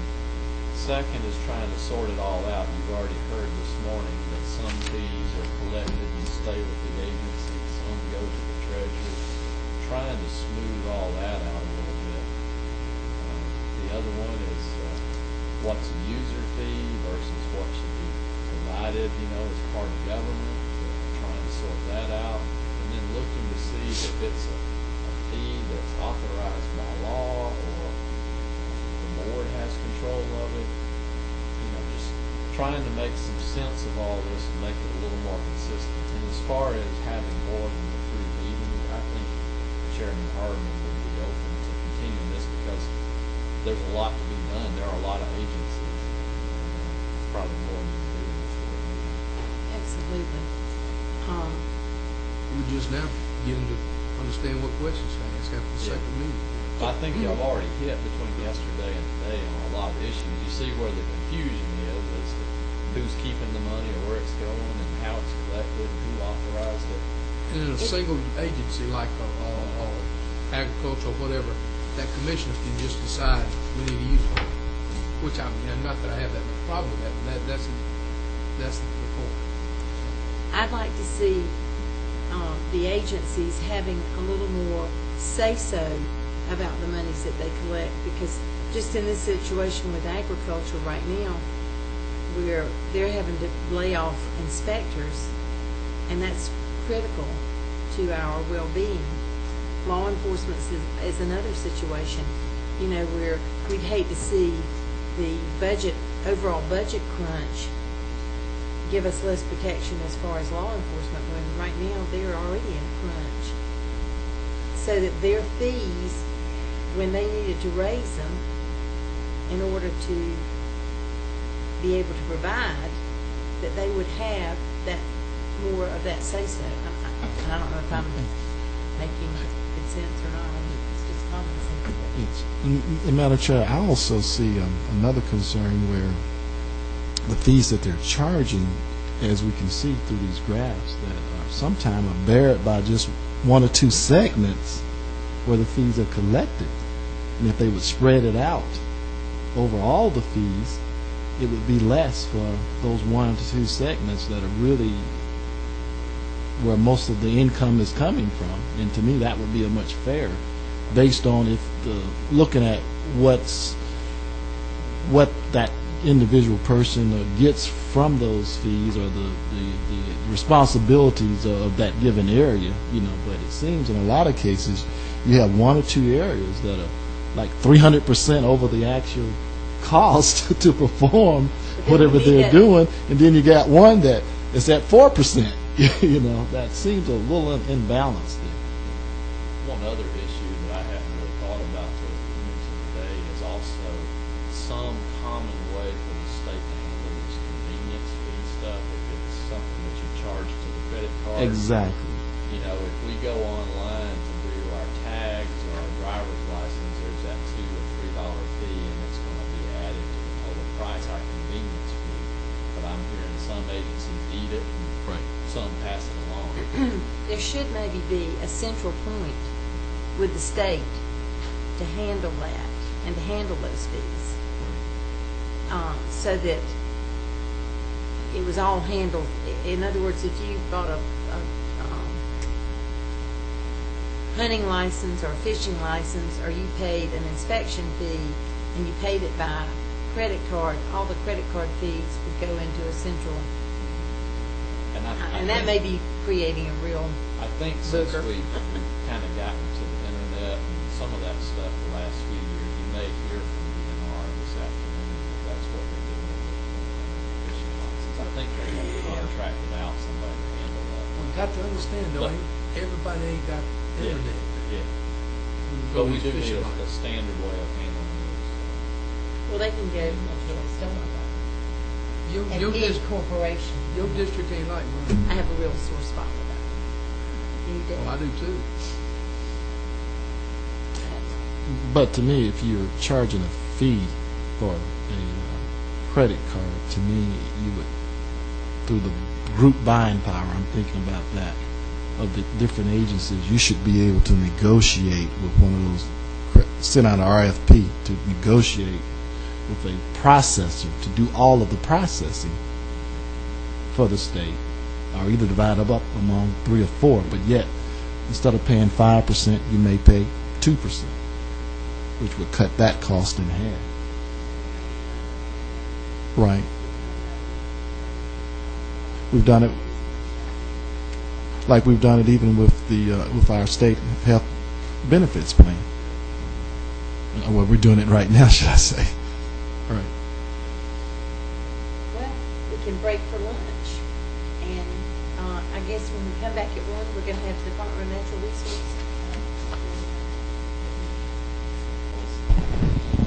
In the essence of time, I think maybe we should just go ahead and get started. I think we'll have some others possibly coming in, but we'll just go ahead and get started. I told the others earlier that yesterday when we met with the budget department, we found out that we're not actually looking for monies from user fees to offset our budget deficit.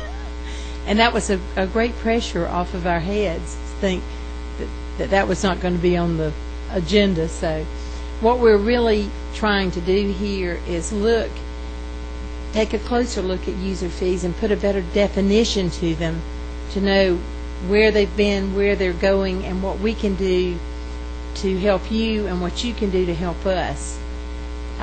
This is the first time for this committee, but we want to be able to help you as much as you help us. So we're looking for input, and when you present your you're not presenting your budget or anything, your ideas today, we'll have questions possibly, and we'll just keep it very, very informal and go from there. And our first person to speak is Jim User. It says Jim, but but we'll take you. We'll take the head lady here. No problem. Good afternoon.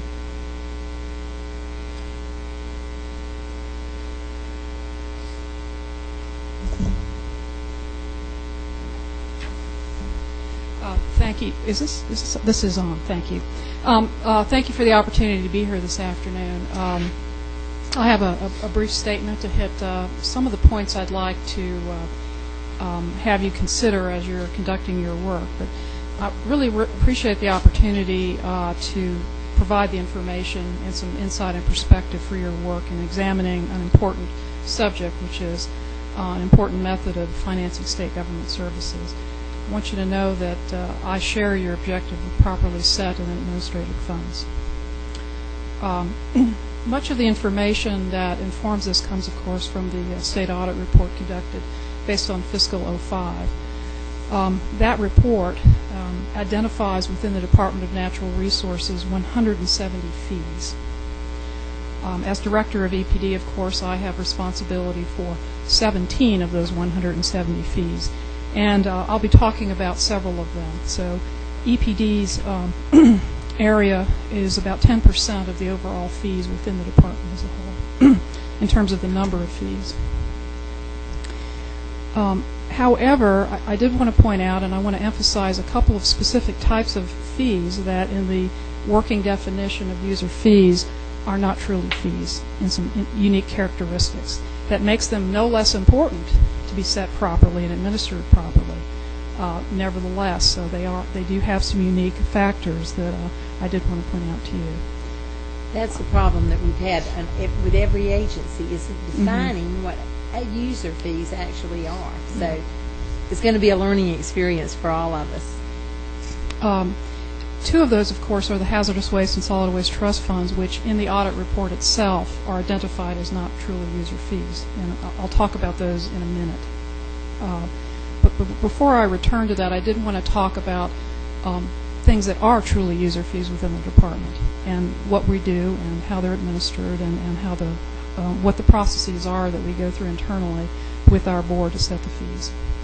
First of all, you should know that all fees within EPD are authorized by statute. The director has taken no discretion to set up fees that are not clearly authorized by statute. In many cases, the statute itself sets the fee rate. However, in cases where the statute directs the DNR board to set the fee rate, and that's several of these, EPD annually reviews the rates and presents the DNR board analysis of cost to operate the program and a spending plan. Even in the case of the hazardous waste and solid waste trust funds, where we might be still discussing what a user fee truly is, even in these trust funds, the annual expenditures of EPD are presented in a spending plan to the DNR board, and the DNR board approves the spending plan that is then forwarded to the governor. So on all matters of the fees, there's direct board oversight and most certainly gubernatorial oversight. When I recommend a fee rate to the board for those types of fees where there is board discretion authorized by statute, it's only after involving and obtaining the concurrence of those that pay the fee. No board set fees, and I recommend no board set fee rates that are not established without input from our fee payer constituencies. At a later date, or as you would desire, be very interested in providing examples of those. Earlier today, I understand that the radioactive materials fee was identified as an example of where fees are collected in excess of costs to operate the program. I wanted to update you a bit. In fiscal 08, the fees collected by the radioactive materials fees were a little more than $918,000. The funds appropriated were $905,000, and the expenditures to operate the program or $922,000. A modest variation between those numbers within the annual cycle of accounting for and expending funds, something that personally is a minor level of deviation, but not an excessive deviation between appropriations, collections, and true program expenditures. Let me turn to the hazardous waste and solid waste trust funds for a moment. Both these trust funds are funded by fees that are levied on hazardous waste disposal, solid waste disposal, and in the case of the solid waste trust fund, as many of you know, on the purchase of tires. The funds are used to clean up historic or legacy contamination or dumps, or to prevent new sites or illegal dumps. So in the definition of the user fee, where the service goes directly back to the payor of that fee, this is uniquely different. In both cases, the cleanup bill is vastly greater than was collected in fees in every year. For example, the cleanup bill in the area of the hazardous waste obligations for cleanup, these include the hazardous sites in the state, abandoned sites, as well as local government reimbursement for their cleanup activities, is $197 million. So each year, with a hazardous waste trust fund that generates about $16 million, and in direct relation to the amount of funds appropriated, we are able to incrementally whittle away at a cleanup bill that is much, much greater than what we raise every year. So to the extent that the fees are collected or not fully appropriated, and that has occurred periodically, deferrals of cleanups occur, resulting in a slower rate of progress on the cleanup of historic and abandoned legacy sites. Last legislative session, you may remember that the Solid Waste Trust Fund was reauthorized for 3 years without a change in the fee rate. The fee rate is established based on what is perceived as fair and acceptable rate paid by today's Georgians, represented by the legislature, in their decision to reauthorize the Solid Waste Trust Fund. What's fair and acceptable today's Georgians to clean up yesterday's messes? Messes that are in the hundreds of millions of dollars. In both trust funds, costs to EPD for the engineering, technical oversight, and administration are a small fraction of what is collected. For instance, in the Hazardous Waste Trust Fund, of the average $16 million collected each year, about $3 million of that fund covers services that EPD provides, our costs to operate the government service. The remainder goes to reimburse local government for cleanup, state cleanup of abandoned sites. So how should these fees be set? Well, it's really a question of how fast can we afford to clean up the hundreds of millions of dollars of existing contaminated and legacy sites and illegal dumps. It's not so much covering the costs of the government service, but what is acceptable and appropriate for today's Georgians to pay on legacy problems. Problems that we estimate to be, in the case of hazardous waste, $197 million, somewhat uncertain, but certainly in the hundreds of millions also on areas that relate to solid waste disposal. Two other areas that are somewhat unique are, and I'll hand out an update to you in a minute, that updates you to the fees that are collected within EPD that show you both the collections for 07 and 08. In addition to ones that I've highlighted for you that have some unique aspects to them that make them different from a fee collected with services provided to the specific payor, there are two others that are uniquely different. Representative Hanner, you'll know that in the drinking water fees that we collect, these go to a program that is voluntary and is funded through essentially a contract. We have contracts with a number of utilities throughout the state both in urban and in rural areas of the state, they participate voluntarily to pay us fees for our service that we contractually provide in assuring the laboratory services to make sure that drinking water meets standards. Not truly a fee, rather, it's a fee for a service. This is and it's operated under a contract, so we have contractual obligations for the services. You'll see that the amount we have been collecting is in the order of about $3 million. The last one that's somewhat uniquely different is the underground storage tank program. And while it does show up in the audit report as a fee, this program is a self-insurance program. We administer this program. Our costs are covered to administer it. But the large majority of the greater than $20 million collected in this provide insurance for those that participate to assist with environmental assurance so that they can clean up petroleum and petroleum-related underground storage tank issues. So some of these things, although fees, really are operated in unique circumstances that don't make them really comfortably fitting the definition.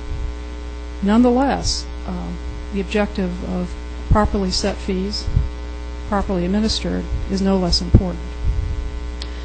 You have the, if I could, I'd like to provide you an update. Connie, if you could bring that around. Thank you. As that's going across, if there are any particular questions or any direction or additional information I could provide, I'd like to be responsive. What you see before you is 11 fee programs, what are identified as fee programs. Again, I've made some unique comments on several of these. They update you to the 07 and 08 collections. This paired with what you had seen for fiscal 05 may be of interest in the starting point for you, but we're certainly prepared to provide any additional detailed information on program expenditures or on aspects of the operation of these programs. Today in my comments I've covered items 8, 9, 10, and 11. Each of them have unique characteristics that, again, determine the fees are determined through a process other than identifying cost to operate a specific program to provide services to a specific user group or payer group.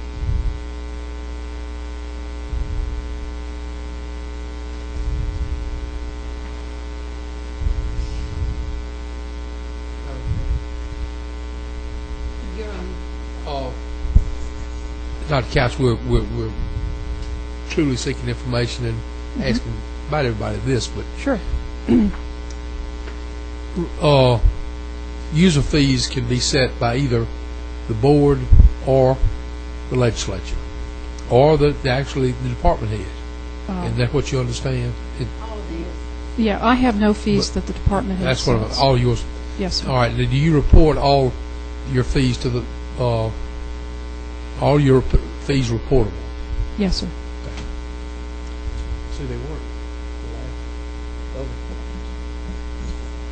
Thank you. You're welcome. Yes, sir. Dr. Couch, I was looking at you said we're talking about drinking water. Yes, sir. The last collections is all 8 here.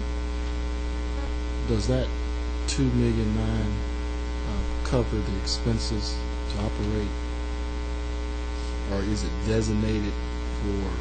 What's the designation for those fees, and does that cover the amount it takes to run that division? Item 8 on the drinking water fees are collected to operate and reimburse the expenses to the state for operating laboratory services, for operating compliance and education assurance to drinking water. That largely covers the program. I can provide you some additional information. We recently, 2 years ago, went through an analysis of our costs and raised the fees at that time.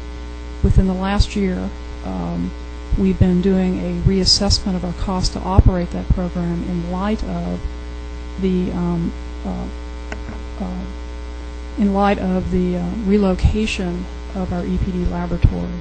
When that laboratory is relocated, costs will go up, and we will be working with the drinking water folks in the state and our board to establish a new rate.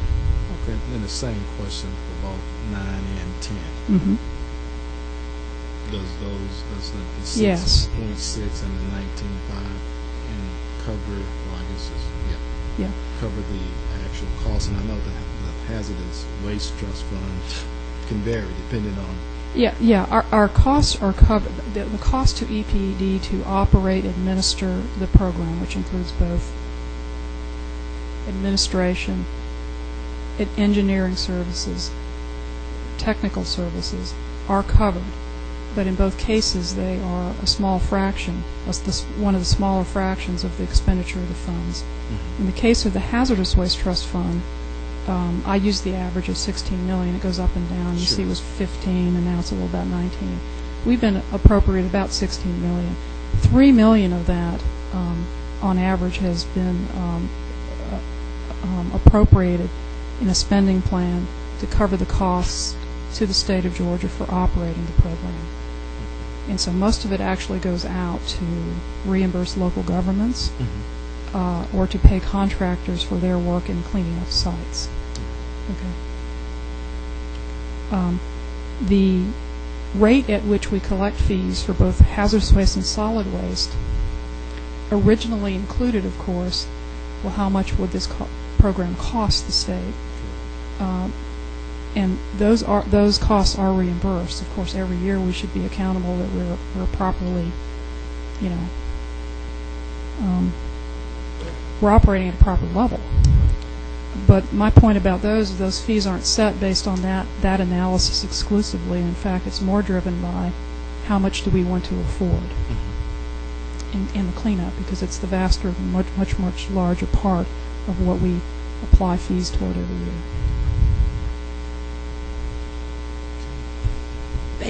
Basically, I see you're already on track for what we're trying to set up for other agencies, and that is some accountability of knowing that the fees that are collected are sufficient to cover the services that are rendered, and that's what you're doing now. Well, as I indicated, we share that, and since the 2005 report, even before that, we have been working under the governor's direction on these matters, because, as you know, he has put the strategic goal of a best managed state really at the top of his list, which has included a lot of focus administratively and internally on the right amount of money for the right service and those sorts of things. And so we have made great progress, and we continue to want to work with you as you examine this particular issue. Anything we can do to provide additional information, clarify, which when you're trying to do an agency-to-agency comparison and look for some common denominator could be confusing and complicated by the different types of practices and history of fees across state government. So it's a daunting task. Yes, sir? Yes, I have another question. I was just looking at the report from the auditors. Mm-hmm. And it basically show where most of the fees that you are charging, particularly on the EPD, in some cases it does not give the associated cost of services. And I guess maybe I need to ask the auditor, why is that?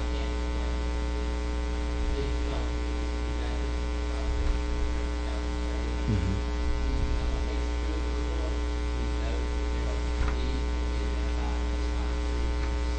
Okay.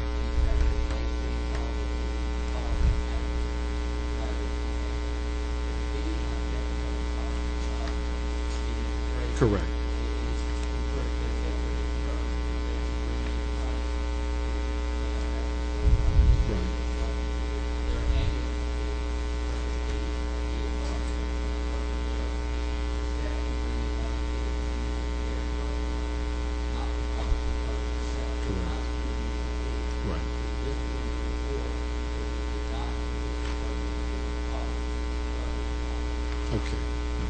Yeah, I was looking at the underground tank storage, these things. Again, a self-insurance program. I think if you add up, sir, if I might, those programs which are in a category where the fee is set in some other than pure cost recovery to the state itself, really the largest amount of money within APD is in that basket.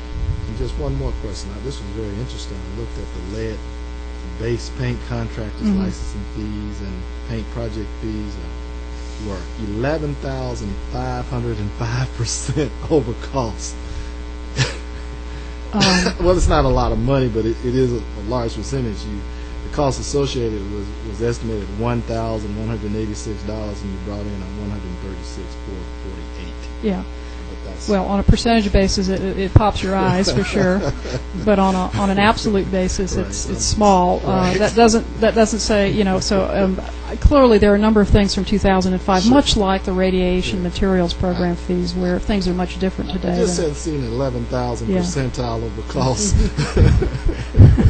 Is there some unique award that comes with that?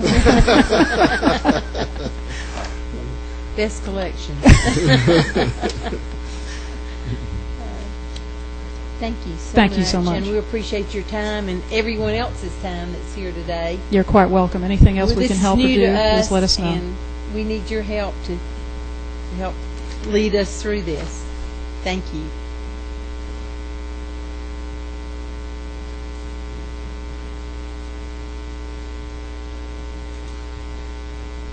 I'm sorry, not looking at my agenda.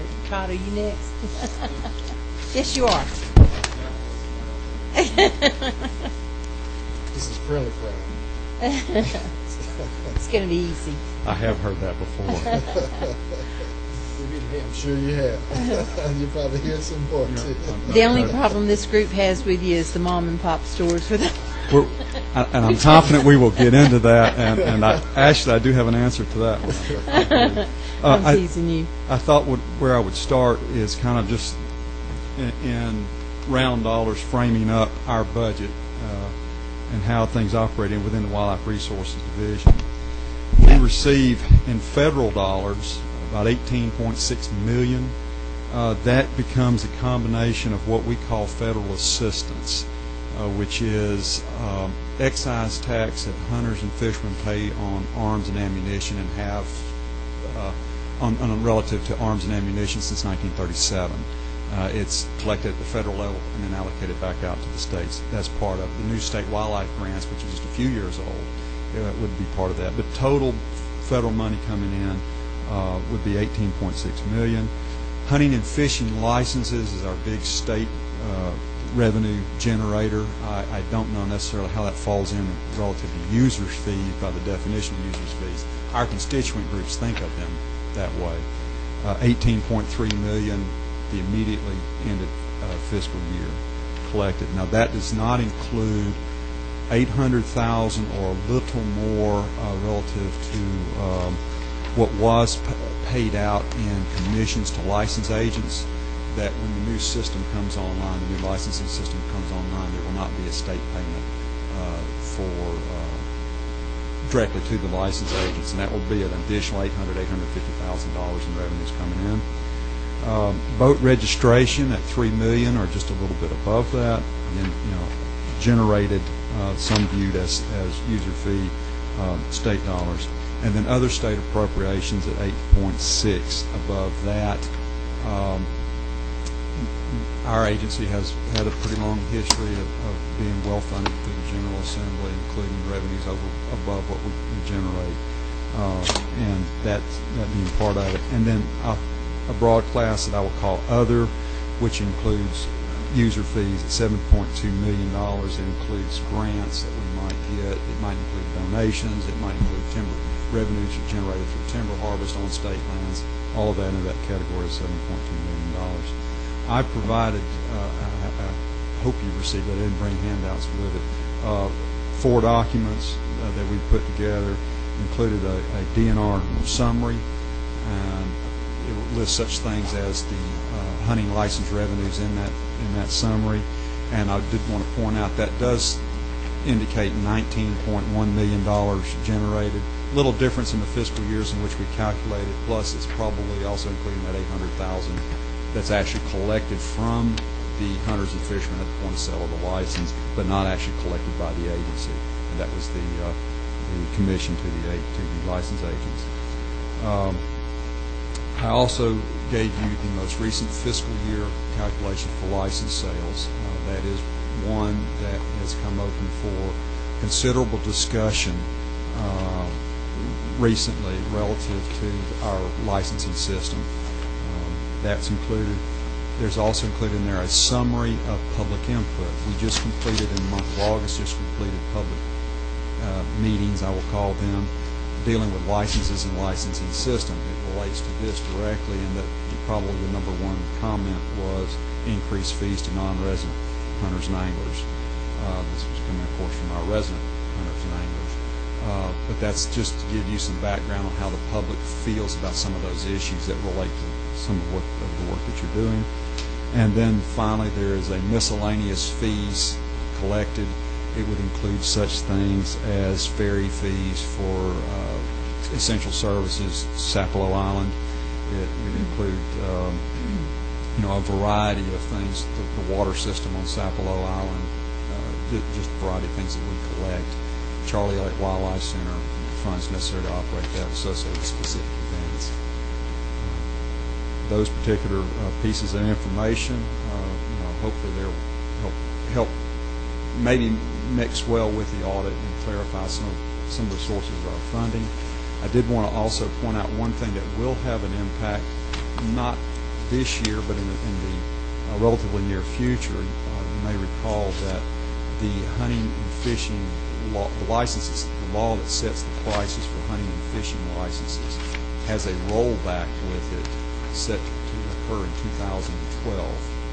And approximately half of the licenses that were increased in 1987, which was roughly $4.5 million increase in license revenues that resulted from that, about half of that, so that was 87, and the 92 increase, half of that is scheduled to roll back in 2012, which is 20 years after the bonds were left from that license being increased. So it does have potential impact on what we're seeing in terms of hunting and fishing licenses. Any questions? You're on. Okay, number one, are all your fees set by the legislature? No, sir. They're a mix. You mentioned that board, legislature, and department head, and if you go through all of ours, including that list of miscellaneous, you'll see representation in all those categories. Board setting wildlife management area fees, wildlife management area license as allowed by law up to $19. They set that in regulation at $19. Another example would be the ferry fees in Sapelo Island. That's board set by regulation. Then you have, obviously, the legislature setting the hunting and fishing license fees, which is the big one for us. And the department would set some, and that's usually special event type fees, use of Charlie Elliott Wildlife Education Center and those types of things, cost of food services. All your fees reported? Yes, sir. We appreciate your time. Yes, sir. Sorry.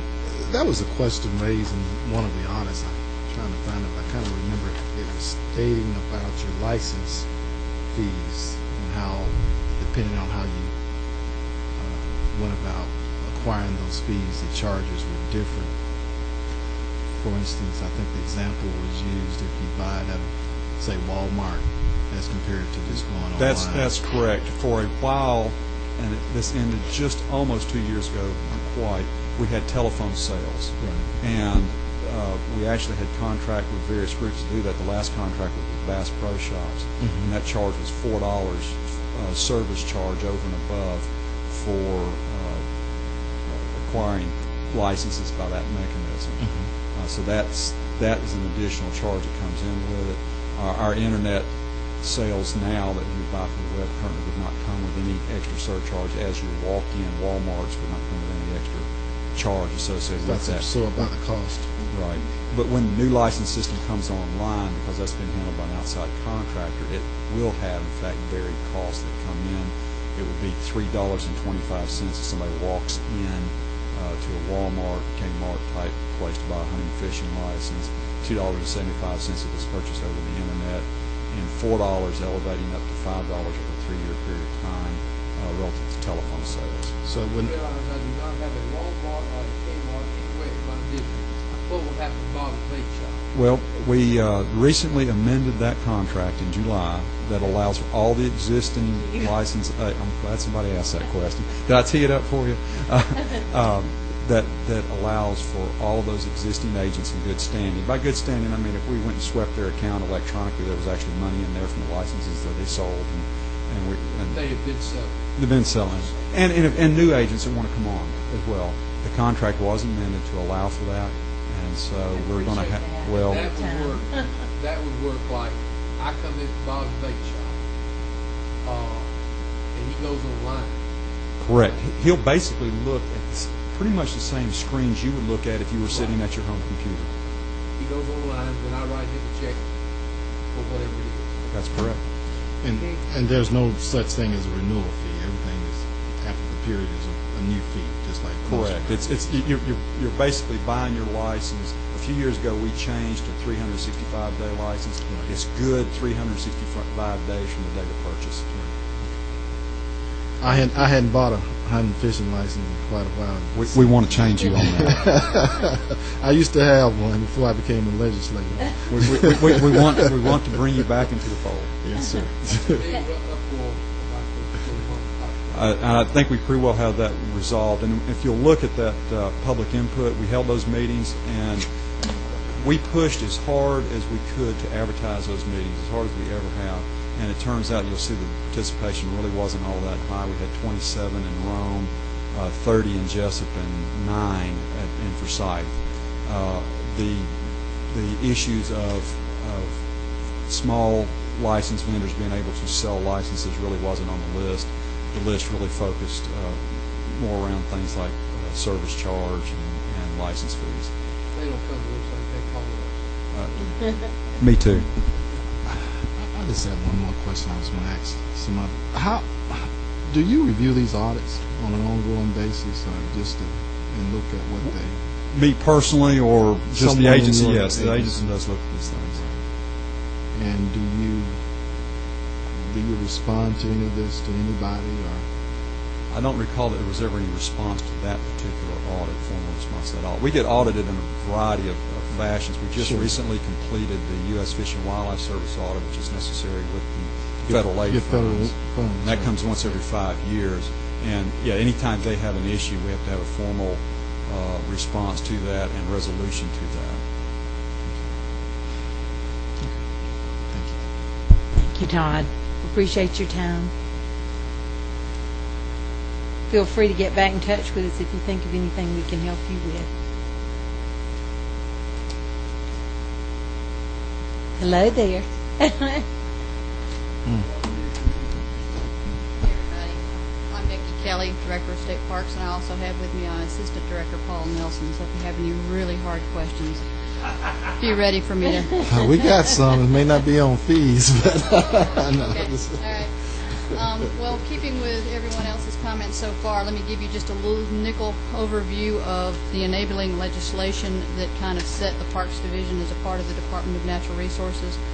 We go back to the 1930s when we were created as a Parks Division and then expanded to a Parks, Recreation, and Historic Site Division of DNR in 1937. That enabling legislation said that we could create opportunities for recreation and outdoor education at reasonable fees, reasonable charges. So using that as a basis over the years, we've been looking at how we provide our services with our state funds and supplement that to the greatest extent possible or feasible or reasonable to the public to offset that. We have two forms of fees and charges that we extend to our patrons. One is the Park Pass, which is a rule controlled by the Department of Natural Resources Board, and then the various fees and charges for everything from paddle boats to cottages to campgrounds to the popsicles at the concession stand, which are under my purview. As of about 2008, when we looked at our closeout report, the Park Pass is bringing in about $2.7 million into the agency, and that goes right back to providing operational supports to the system.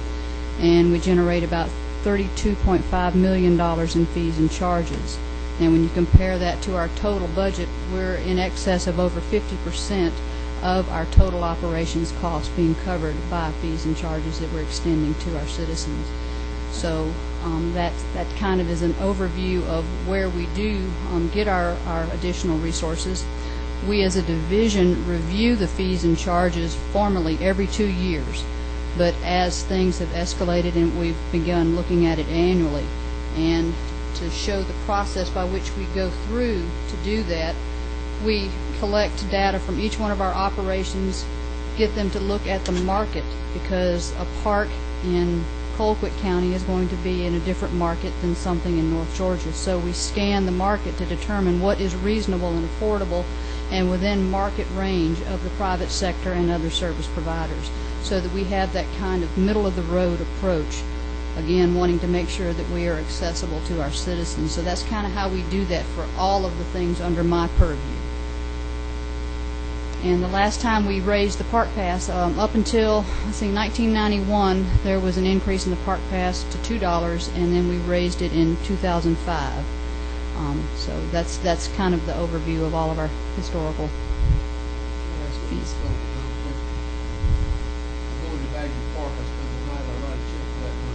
Yes, sir. That money goes into the lodge operations to pay for the staff, the function, and the continuation of the resources. Back to the lodge operation or back to the parks general fund? I mean, I truly don't know. None of our, all of our sites roll up into the division, and we manage the funds from there. And then it's appropriated out annually as they load the AOB as to what kind of funds are generated and expensed out of that site. That's what establishes the fund for next year.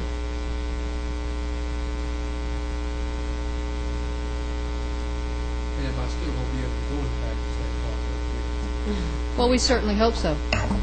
We are going to be challenged to look at what we can do to help the state offset the financial situation, and still trying to find that balance between maximizing our revenue and keeping our services accessible to our citizens. I may just say publicly now and then I've said I think for years one of the main problems we've had is we have not advertised our parks. People don't know what we've got, and I think that would be money well invested, because I'm sure we can start that right now. I really think for years we should be more. Not your fault, but money has to do. Well, we're encouraging, and we are encouraged by the fact that our friends organizations, both at the statewide level and at our chapter levels, are stepping it up, trying to spread that awareness. The little brochure that I gave you is one of our initiatives to encourage citizens to get outdoors in Georgia. With the economic downturn, we know that people are looking for affordable, close-to-home type of opportunities, and we want them to come to our state parks. And we've been very fortunate with our collaborations with Google, our Friends Group, and others of really having a pretty good campaign, and we hope to be able to sustain that. Thank you for a job well done. We appreciate you. I appreciate the opportunity to share this with you. Thank you.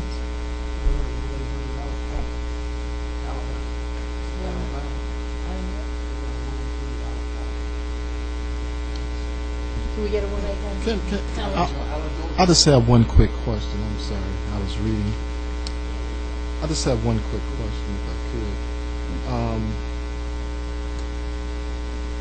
I know you collect a lot of different fees from, and my question is, do you have procedures in place that was mentioned earlier to make sure that those fees are collected and remitted, reconciled in a timely fashion? We have staff at our site level and our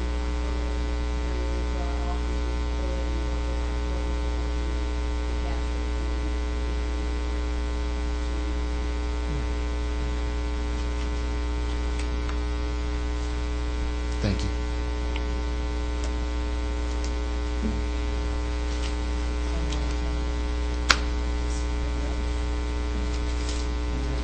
That's it, isn't it? The other one was Coastal Resources and Okay.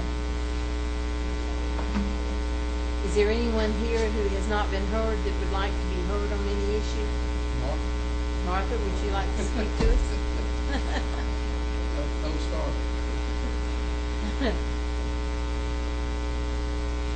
There's nothing else to be said. I think we can adjourn.